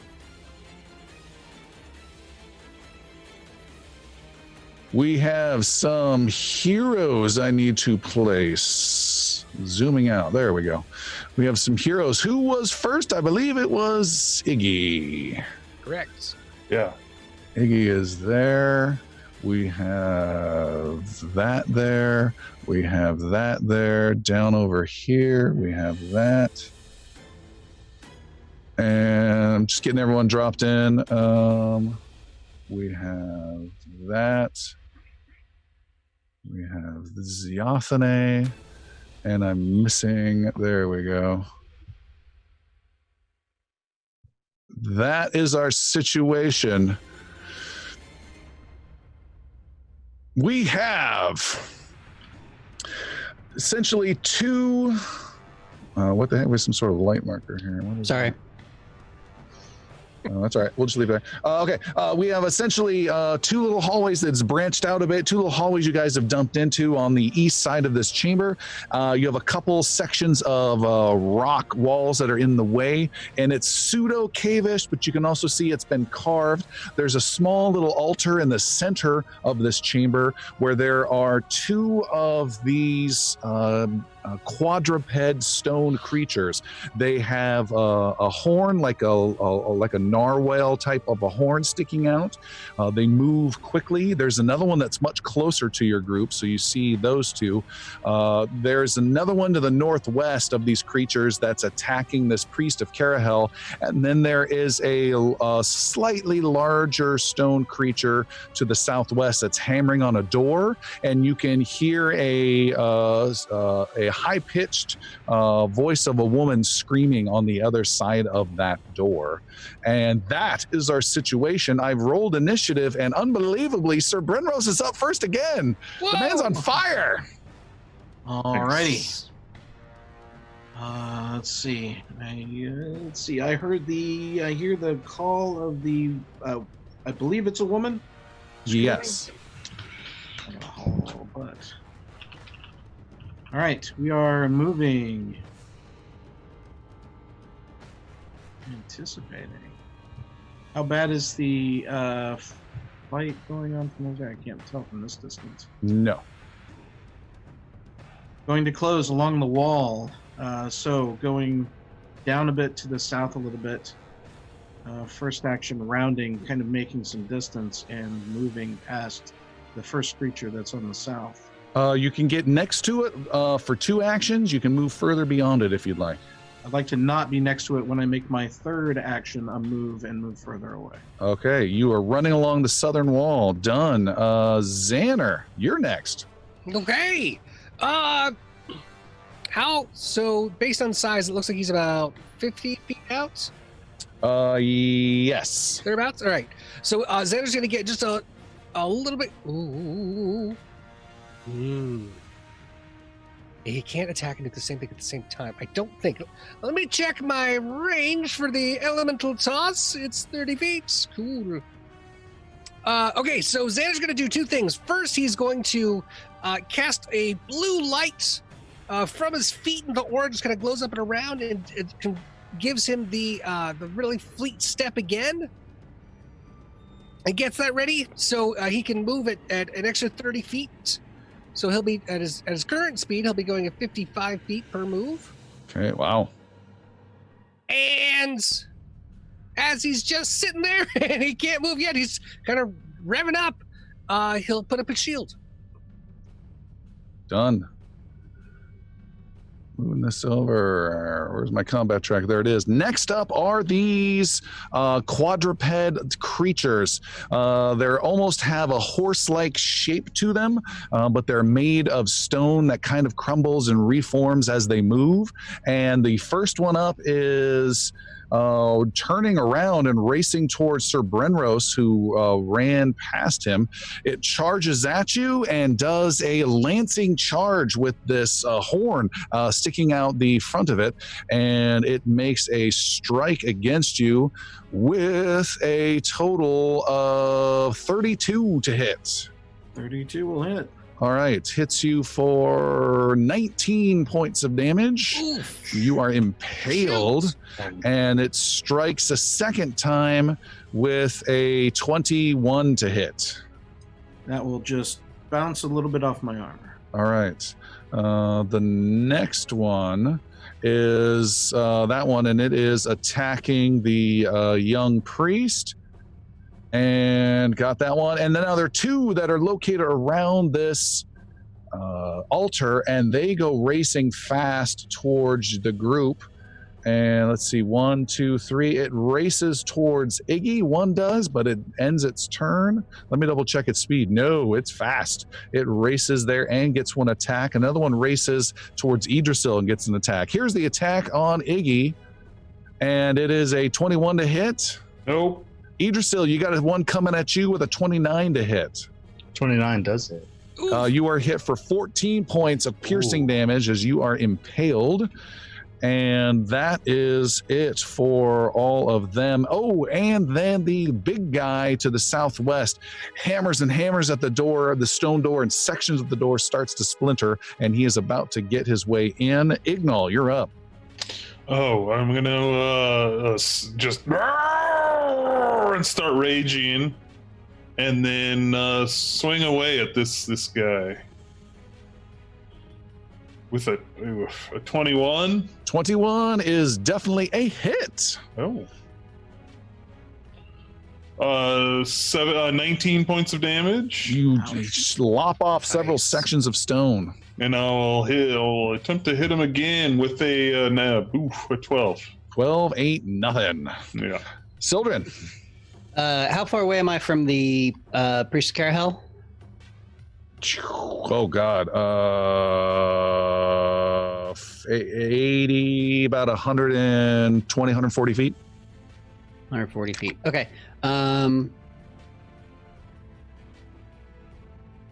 So I will travel 105 of that, I suppose. 30, 60, 90. Yeah, 105 Racing feet. super fast. Yeah. And Yathane will kind of follow suit. All right, Idrisil. Ooh, Idrisil just got hit, kind of knocked back a little bit. First thing I'm going to do is raise my shield.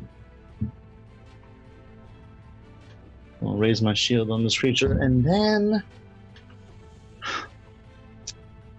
Man, it's stone, so I don't know how much of an effect I'll have here.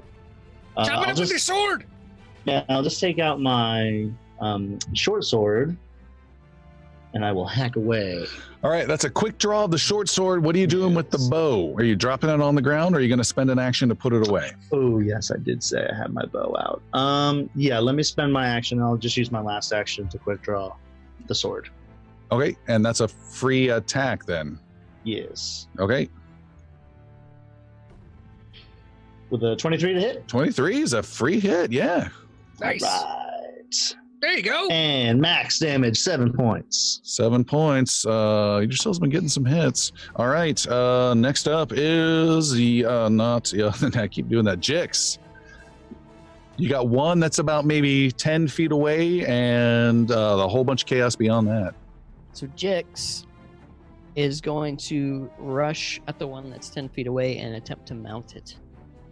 You're going to attempt to mount it. All right, you race over there. Make a acrobatics roll, please. Acrobatics. You need to roll a 19 or higher. Oh, okay.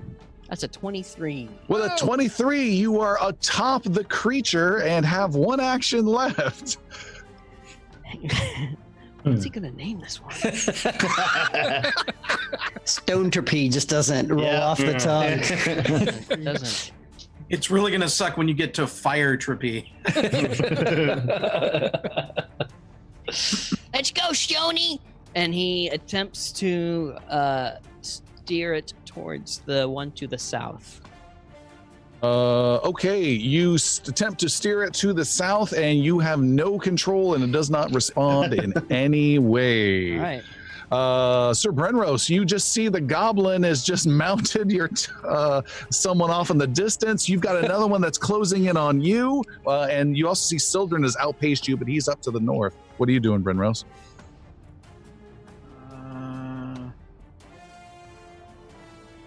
Oh wow, yeah, he really covered a lot of ground. This one that hit me in the back, though, that is a problem. I will. You got 4 seconds. I got to check on my 3, people over there. 2. I'll make an attack here. All right, do it.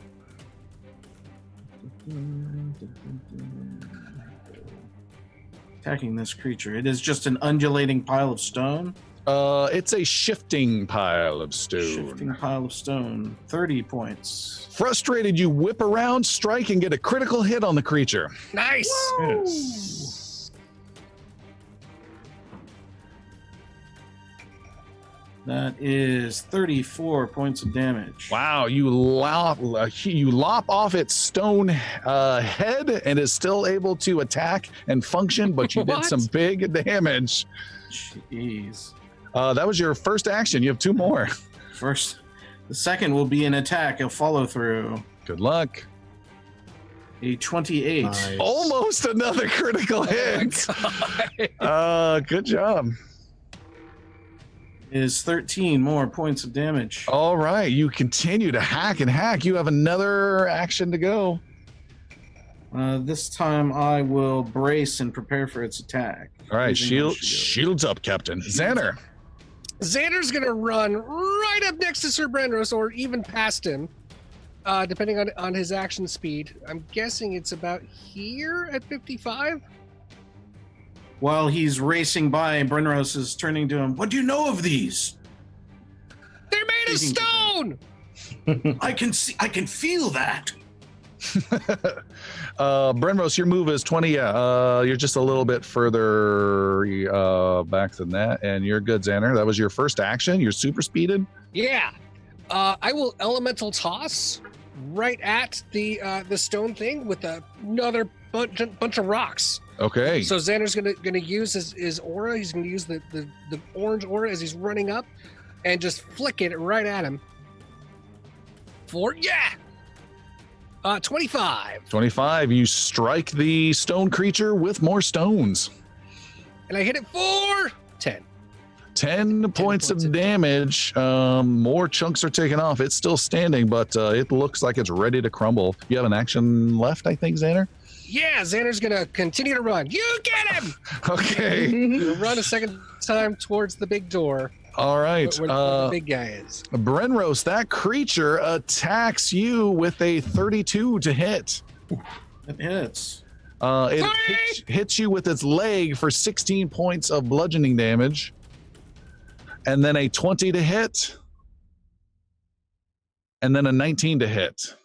I assume those are misses. All right. One hit, though. It did get in. There is another creature. It makes another attack. Ooh, and another attack. The young priest is hit hard, and the other attack misses.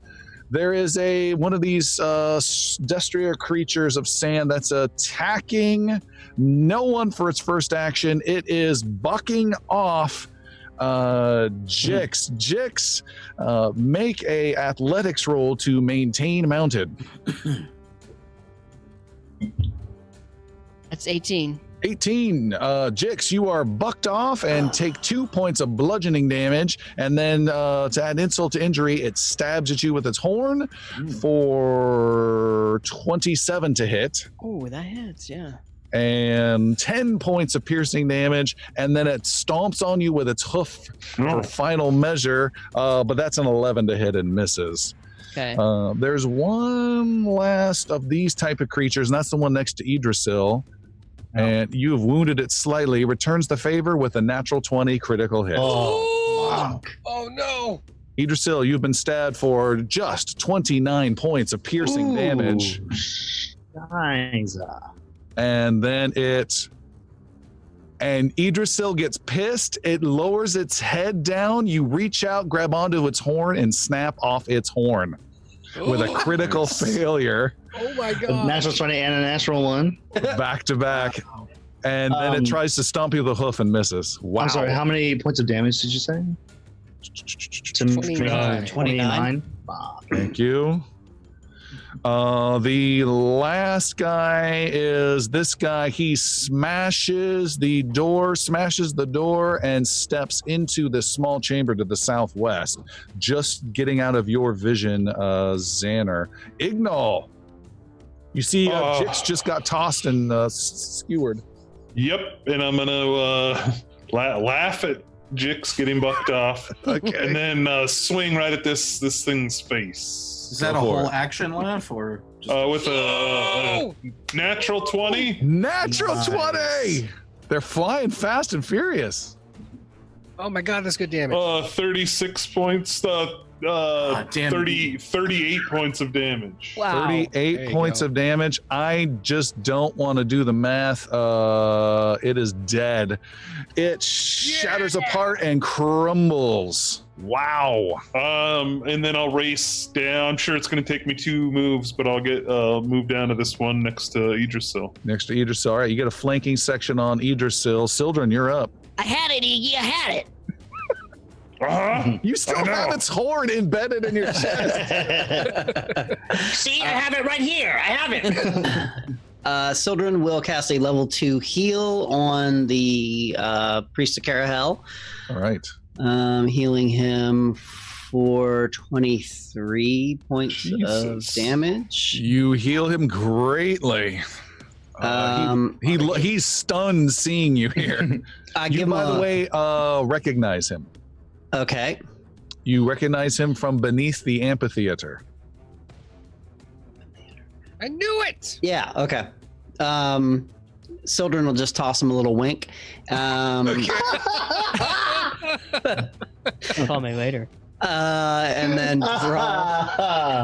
draw his bow and fire at the creature. Fired will.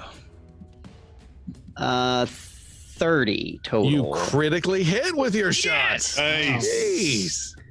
So that will be for 12 points of damage. All right. Your arrow disappears inside of it. And then Yanthane What's she is able say? to get there because I've used all of my actions, so she can use her single action to get to him. But now I have my bow out. He's healed, and the thing's flanked. All right, carry on. Question for you guys. On the combat tracker for the creatures, you don't see their hit points, but you see like a colored when they're taking damage type? Yeah, Yeah. it says like wounded, heavily Okay. wounded. So we have some idea of, I think that's of good. how Yeah. we're doing. Do you see any effects on the creature?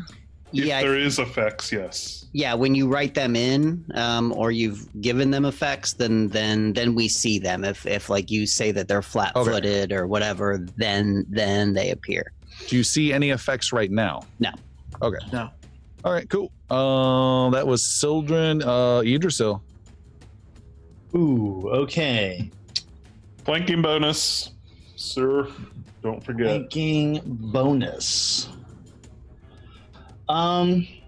Well, I We'll run. was. I'll take care of it. No. Quite the opposite. Watch out, because Oh, great. I don't. What's this? Oh, no. Burning hands. It's not burning hands, The ram. but it's the ring of the ram. Shit. So we're gonna go with all three actions here for Nice. one giant falcon punch. He's got to make a fortitude saving throw. A fortitude saving throw. Yes. It got a 26. Ooh, that means it passes.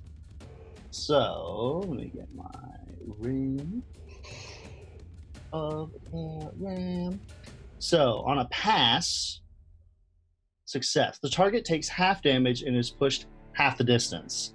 So that's only half damage. That's half damage of 66. That's still Whoa. plenty of damage. Roll it. Yes. Roll good. We've had a lot of low bulk rolls tonight as well. Yeah, it's been obnoxious. Like 3 or 4 d8, and you get like 7 points of damage. Sorry, I did not do that right. Let's do 4 and 2. So I can't do 6. All right. So it took 18 9. points of damage. So it takes 9. All right, takes 9, and to that And it guy, gets- got it. And it gets knocked back half of 15 feet. I just moved him back away from you, as well as Iggy got pushed back as well. I was going to say, does that No give damage. Iggy a opportunity attack? No, it does not. Jix, Jix, you are prone, I believe. What are you doing? Damn. 9 Yeah, I guess I am prone. All right, Jix will take one move to stand up.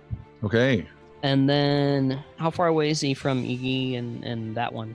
that one is 35 feet. And then he'll take 2 moves to get to the opposite side of the horse All right. creature as Iggy. I got your back here, Iggy. Gross. Renros is attacking. What's this? You got it, Brenros. A 30. Another Yeah. He does There you got it. go. That is another critical hit. Level 6 guys are kicking butt. That is 27 points of Boom! You cough as the creature shatters into tons of sand and dust, and it is gone. You have 2 actions left. It is an about face. I am running for the door past Xander. All right, you can't get. What's your speed? 20. You can't 20. get too far. You're a beam Xanners. I'll rephrase as best I can. A little bit more. Xander. Xander will blast up and around the corner to get into the doorway. Did you hear it? Be careful. Where I can I make a quick observation check or see what I see, or should I just fire? Yeah. Inside, you see the creature is right there, and it is slowly stomping towards a halfling woman who has 2 daggers out and looks really panicked that this creature is there. Oh, Xander, this is perfect. He gets to be a hero. No, he's gonna go fireball.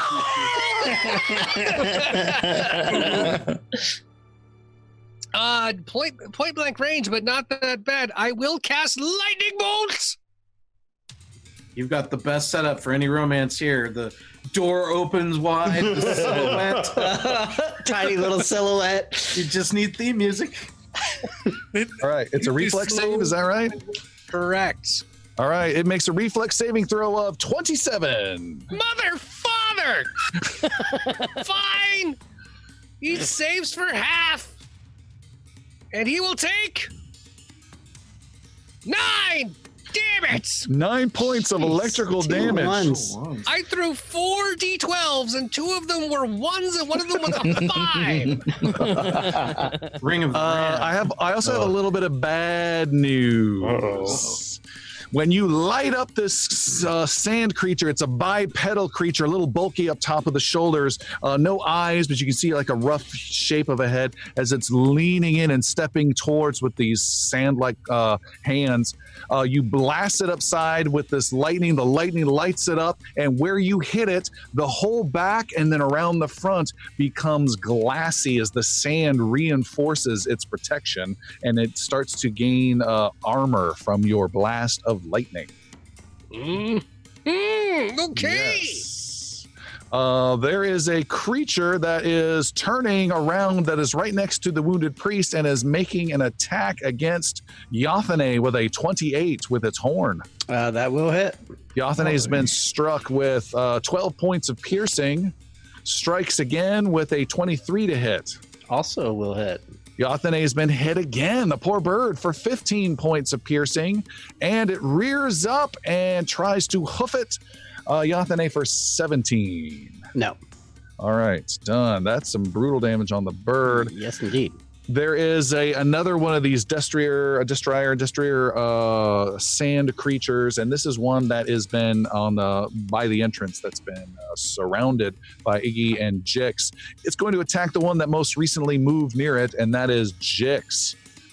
Jix, that is a 31 to hit. Oh my god. Yeah. Regular hit, not a critical. Nope. You have been hit for 13 points of damage. Okay. And then the next hit comes at you, and you do what Idrisil did. You grab onto the tip of its horn, snap it off as it rolled a natural 1. You look at that, and you put it in the pouch. Yeah. I'll take this. It then smacks you with its hoof and cannot connect. Done. You can also, all of you, hear a gong sound go off. Uh-oh. Gongs are never good. It is a deep resonating gong that resonates from deeper within to the west, if we will, the direction that you're headed within this temple. Iggy, you're up. No, I look at the priest. I look at the priest and say, "What did you do?" Not you're up. Xander, turning around to face you, is this sand sentry, and it punches you with this big rock fist with a 24 to hit. Oh, that does hit. For 14 points of damage. He follows that up with a 14 to hit. No. And he's going to try one more time. 15 to hit. Ooh, Still you got no. lucky. Iggy, you're right Okay. next to one. I'm gonna smack it with my maul.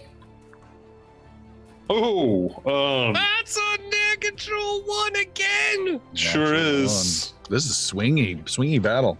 I can you already give used a it. hero point. I do not have any. He spent them Anybody all else want to give him one? He has to use one of his own. Oh, all right. well, Yep. Oh, that's a. Oh, okay.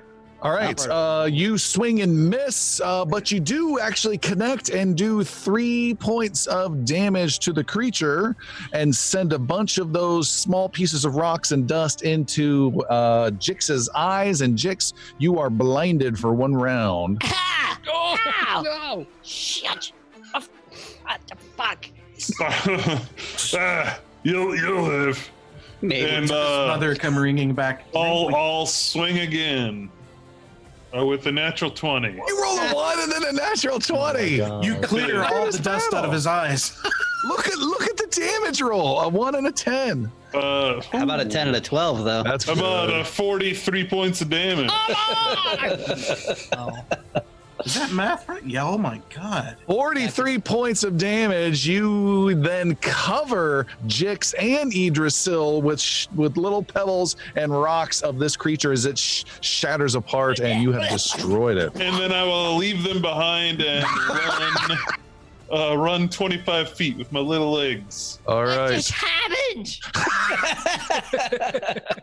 Sildren, you're up. Still swinging. Oh my god. He's trying to mount Idris. Sildren will fire a shot with his bow at this creature again. Total of 19 to hit. The one right next to you, that is a miss. Okay. And then he will cast Heal Animal on Yathane. Let me find that. And Idrisil, you're up next. Focus spell, Heal Animal. She'll be fully healed for 37 points of damage. And then she gets 2 attacks. So she will attack. She's been brutal this session. Yes, she has. And she is angry now. 20 to hit. Is a hit. So she will do 8 points of damage. Got and then it. she will attack with her talons. A natural 20. How many of these things are we my rolling? God. And do 18 more points of damage. All right. Yeah. Yeah. Oh my Shredding. Was that 26? Wow. Yeah. Idrisil, Nice. you Good are job, up. Yathane. Let's just move to the altar. Yeah. What's your speed? 35. Move will get you to the altar. Let's do a move to the altar and then a read action, I guess, if there's anything on it. You see no words, nothing to read. There is an object on there. It's a very large gong, perhaps. There's a silver figurine, like a man-shaped little figurine on there that might be worth a little bit of money. You can spend an action to grab it, or you can keep on moving with another action. Get your sand pouch out first. Make sure it Mhm. weighs about the same. Let's grab the idol. All right, you have grabbed this figurine. It is of a man in like a heroic pose with a spear over his head. So I'm like holding it and I'm imitating the pose. Jix.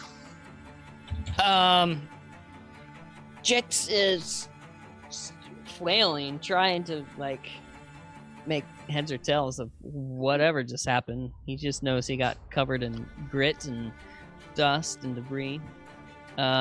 He's blind for a round, so Hey, Iggy, come here. Give me a hand. Help me get this shit on my eyes. Follow my voice. Oh, okay. and Jix starts running towards Iggy. You all right, Jix? You are there, and you are done. Straight up north. Runs like way. Sir Brenrose, you're up. This room that I'm staring at on the map. Are there any other entrances to this segment? There is a narrow slotted window that would be a challenging squeeze for you, not impossible. But nothing damaged wall or anything like that. No. I need to round the corner over by Xander and see if I can get. Would this question, a little bit of metagaming, I guess, would the squeeze be big enough for the woman to get through? Yes. Hint, hint. So the next scene is a loud crash and she gets launched through. I'm thinking more of a break the glass. Come on! No, just toss. From here, am I able to squeeze past, get by, anything like that? I will say yes. If you want triggering a non-normal attack of opportunity by this creature, it doesn't have that ability, but you're literally in its face, squeezing by, going, "Excuse me, I'm so sorry." That I would grant it an attack of opportunity, or you can stay where you're at and you can try to attack, but you'll be -3 because Xander's crowding that doorway. And Xander's crowding that doorway. I'm not sorry. I'm a gnome! No, I will shield up right there. And, Okay. Wait for the attack. All right, shielding up. But wait, you haven't 2 actions. Oh, I made that distance. I thought that Yep. would be like a 2 Yep. move. I will attack first, then I will shield. All right, do an attack with -3. It's not going to be easy. Attacking with -3. Oh. 23, 20. So a total of 20 is a miss. You hit doorway. Speaking of in the way, Xander, you're right next to him. It's me. Xander will. I'm right there. Right there. You are right here. I don't want to be. Can Xander 5-foot step back, or is that a move action? You can do a step back. Yes, that is 1 action. So Xander will do a step back, and he will cast a heightened acid arrow. All right. Should This I not is- be standing here, Xander? This is the biggest acid arrow we've ever seen. Oh, I'm in trouble. It's gonna be fine, right? I think. Yeah. No. You know what? I'm gonna take a hero point on that because You're rolling a fine. 6 for a total of 18 doesn't feel heroic enough because the girl's watching. So I can do this. So hero point. Good And luck. Here it Yeah! comes. Oh my god! Natural 1. are you kidding me? So you step back 5 feet, you wind up, and you build up the biggest acid arrow that has ever happened in the campaign. Sir Brenrose says thank you, steps in your spot, and you slam it. You have your eyes closed. You're so excited about this big acid. You throw it, you hear the acid explode, and you open your eyes and see to your horror, you have successfully struck Sir Brenrose Aldermain of This the never Order of the happens to me. Vigilant. Roll full damage against the man, Oh please. my gosh. Oh Renros. We'll do half damage. We'll do half damage. Half damage. Okay. Tingly sensation. It's 29 points. Of course, the biggest above average roll for damage. 15 Wow. damage of acid plus Can I- 2d6 persistence. Can I retributive strike? You take 14 points of damage and no persistent. No persistent. Ooh. I am so Oh, that's sorry. Something. Ooh. Why? Get it off! Get it off! Brand new shield is now like half just ripping. No. I still want that shine, so I took all of it. And then on the other side of the creature, curious as to what's going on with your group tactics, the halfling thief starts backstabbing and stabbing the creature and Oh, gets some nice. big damage in from behind. We have the creature that's next to Yothane, the destrier next to Yothane is going to attack. A 24 to hit Yeah. is 15 points. That's hoof. Okay. And a 19 to hit. Nope. And a 23 to hit. Yep. No, the last one got through. That's 10 points of bludgeoning on Yathane. This animal is determined to take down your creature. Huh? That is it. That is it. It is the Sand Sentry's turn, and it is going to focus on the sizzling Sir Brenros. I think is the best action to do. Yeah, it's going to Too slam you. soon. Oh man, this thing has missed incredibly. 22 to hit. God, 18 to hit. Where is it at? 23 to hit. That is also a miss. Man, this Wow. is big damage. It has missed, I think, almost every hit. Crazy. Iggy. I'm gonna move. So Wait, hold 75 on. You can do that after you're done throwing your voice to the northern section of this chamber. Oh yeah. Sure. So 75 feet to the southwest. Okay. Please. 25, 50, 75. How about there? A little further south, wherever that window is. You can get to that window. Okay. Done. Sildren. Same tactics. Bow twangs, the arrow flies out, and let's see what happens. Yay! 27 to hit. Hits. Arrow strikes. 5 points of damage. 5 points to this guy. Does he have a number? 13. Thank you. Can you guys see their numbers? Yeah, Earth and Yeah. Destrier 13. Yeah. I don't know if that might help in the future. If you guys can call out the number you're hitting, because I have to zoom in every time to figure out which one it is. All right, you hit the first one. All right. I'll shoot another arrow actually. With a 26 to hit. Wow, you guys are doing good. That's another hit. 3 more points of damage. Chunk, chunk. And Okay. then Yathane comes in and does her thing. Let's see. She's been tearing it up. It's going to be 18. Can I use a hero point for her? You can, Doesn't yes. want to break the stride. Okay, I will use a hero point.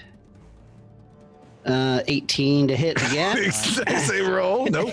And she will attack with her jaw the second time, and 13. So she will miss both. Misses. 3 6s in a row, sir. Yep. Idrisil, you're at the altar. After admiring this little figurine for a while, He places it back with another action. Would it be move to get to that northwest? I guess 13. What's your Destrier speed? 35. Yes, you could get right next to Yathane. I'm gonna do that, and then I'm going to pull out my whip. I'm sorry, did Nice. Yathane have flanking?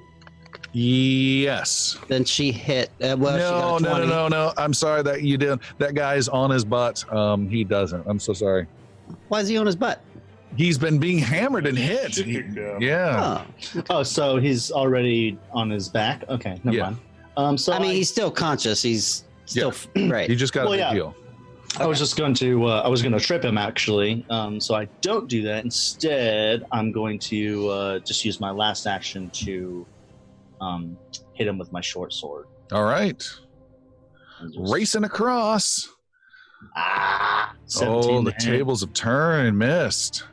Let me Shit. use my last. Well, I'm Oh, going to use wait. my last hero point. All right, hold on, Jix. All right. I looked at the time, and we can't possibly have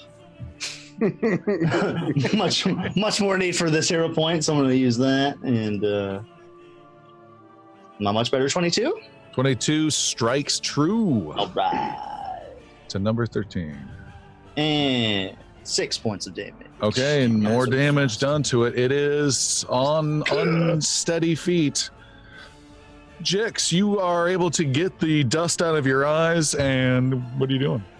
Yeah, Jix clears his vision and notices a stone wall in front of him, and then kind of turns around, gets his bearings, and The fight's over here. Runs out the exit. and runs towards the corner with the priest. Okay, what's your move speed? 25. That's a move. You can get right up on that creature if you want with a move. A move. Yeah, I'll flank the creature if I can. All right, you can. Brenros, you are standing in the door. You are being attacked from in front and behind. You're flanked by Xander and the Sand Sentry. Helping! An odd question. How heavy would you say the Sand Sentry is? Heavy? Would you say greater or less than 8? Probably. What? Bulk. 8 bulk. 8 bulk. Probably right at that vicinity. Right at that? I am going to...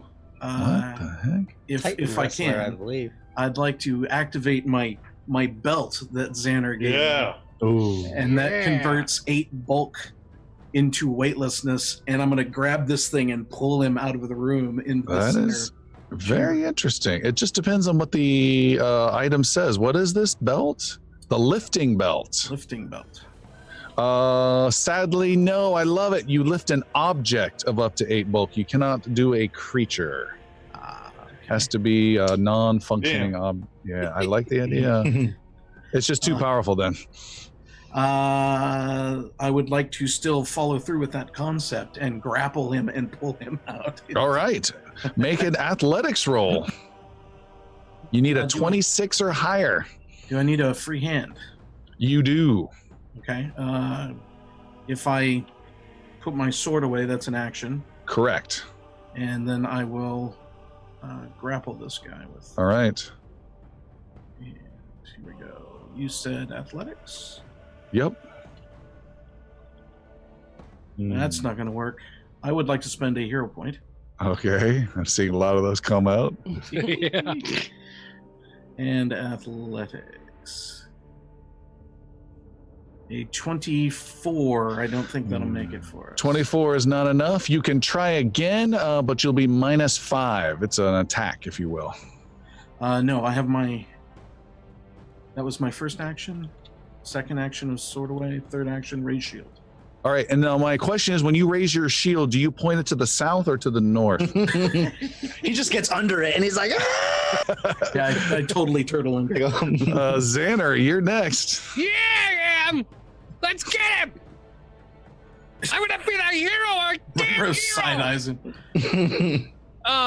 Xander will take his. You know what? He's gonna grab his wand of evocation, the one that he's been hauling around. All right. That's an action. This is not the time to experiment. He's throwing out another acid arrow. Oh. It's gonna work. Can I join the side of the sentries? Get out of our temple. Let's see what he rolls. And yeah, 29. 29 is a hit. There we go. 17 acid plus 1d6 persistent. All right. Got it. And then persistent damage. Persistent acid 1d6. Got it. Okay. Xander's done. It is the creature that's totally surrounded by lots of things. It is going to continue its endless attacks on the bird. No! Actually, correction. They like to strike at things that move recently. It's attacking at Jix, who's the last one there. That's a 21 against Jix. No. That is a 18 against Jix. Gosh darn it. And a 7. Striking with its hoofs, trying to slam you with stone hoofs. It fails. Yeah, you're not gonna get me twice. The Sand Sentry is attacking Brenros 3 times. This guy is going to hit with a 24. No. Ah! Here comes the hit, though, with a 23. No. And then it steps back 5 feet. It's tired of this. God darn it. Iggy, you're up. I want to use my new feet, and I'm going to quick squeeze through this window. That is not designed for anyone to quick squeeze through, but you do with one action. You're right next to the creature inside this room. Yep, and then I'm going to smack it. Oh, come on. Okay. I want to hear how the hell you quick see it. I oiled up a little and just like, woo! I'm going to give you a +1 to hit, catching this guy by surprise. You should not have done that. 33. 33 is just a hit. Damn it. Okay. 25 points of damage. It's a massive amount of damage. Boom! You carve out a big section of its mid chest. And then my last action, I'll try to hit again with a 15. 15 is a miss, and it takes more damage as knives are plunged into it by the halfling. And Xander, you need to roll 1d6 acid. Yeah. Does not get rid of it. Full damage. Ouch. 6. Nice. All right, Sildren, you're up northwest. Yeah, Sildren will same plan of attack. Fire his twice arrow. and have Yathane go. Yep. So let's do this. So that will be a 25 to hit Strikes. for 7 points of damage. Okay, that's a good arrow. Second strike is a 23 to hit Is a hit. with 5 points of damage. Oh, the thing is so close. And then Yathane, Yathane might do it. Getting out he the will fly in, attack with her jaws. 25 points, 25 to hit, Her jaws have hit, 9 points of damage. and Yathane shatters the stone horse-like creature. It just comes like basically flying in and just like smashes into it, and then like as it's exploding into sand, she flies through it. So an X-wing through a TIE fighter. Yeah. Is what you're saying. She winks at the priest of Carahel and then flies off.